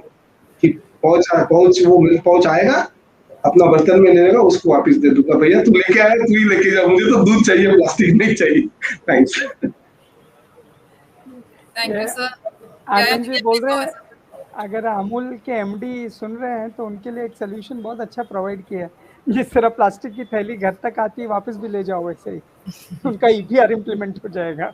तो जो दूध देने आता है उसी को बोलो plastic वापस दे दे और आपको डिस्काउंट भी दे दे 5% उसमें, बोला थैली ले जाओ और ये दे दे। Yes, sir. So there were like so many questions. Again, I would just apologize to all the viewers because we don't have time to ask all the questions. But again, as we promised, we'll come with one more session. I hope Afro sir and Anand sir will love to join with us again, taking their time out. Sir, as I said, every good thing has to come to an end. So today's webinar was very interactive, very entertaining, very informative. And one thing is for sure, because our viewers, whoever have joined today, are here believing that they can be a part of the change for Swachh Bharat. So they strongly believe that, and for sure your whatever solutions you provided, your work, your efforts have inspired a lot of people who are watching this, even our youth. And thankful to you, to Nehru Yuva Kendra Sangathan for helping us in finding you, and then Afro sir for giving his time, and Anand sir for taking his time out from his busy schedule. Thank you again. Thank you to all our viewers who joined us. Just one last comment, Dhanalakshmi, we have not touched upon, very important. The work of the central government and state government in it. A lot of people just make passing comments. I just saw the minister Hardeep Singh Puri, very hardworking minister, and who works for Swachh. He's the head of Swachh Bharat India, Minister of Urban Development. And let me tell, Swachh Bharat #2 they have started, and they are making all kinds of efforts. The citizens must cooperate and become a part of this movement. We have seen Narendra Modi ji speak about Swachh Bharat many times on the Red Fort, and not only that, 2 years back he went on a beach to clean himself. A prime minister going to a beach to clean is indicative that everybody must get involved. He can get a tender out. For a prime minister to float a tender to clean this and to clean that is so easy. Bureaucrats can prepare a tender and say that this machine will be yours. See, machines and human will have to work together. So, Prime Minister himself came to the beach, the Honorable Minister Hardeep Singh Puri, and in Maharashtra, people like Aditya Thackeray, young visionary leader, Minister of Environment, they're also working very hard. They go for cleanups, they're trying to frame policy. Let's all become a part of this collaboration. And that's the final message. It's not about us versus them. सब मिलके काम बढ़ाओ. ये states government भी कर रही है, central government भी कर रही है. हमको भी अपना हिस्सा लगाओ इसमें. Thank you, Dhanalakshmi, for having us. Thank you, sir. And I hope, as you said, और साथ बहुत सारे हाथ जुड़े इसी cleanup project में और हमारा attitude भी बदले. कि it has to begin from us, as Anand sir said. Yes. Let us begin this change and be the change, whatever we are wishing to see tomorrow. So thank you again. Thank you, Press Information Bureau and NYKS and all the viewers, especially, and our distinguished speakers. Thank you, sir. Thank you, Dhanalakshmi. Thank you, Apurva.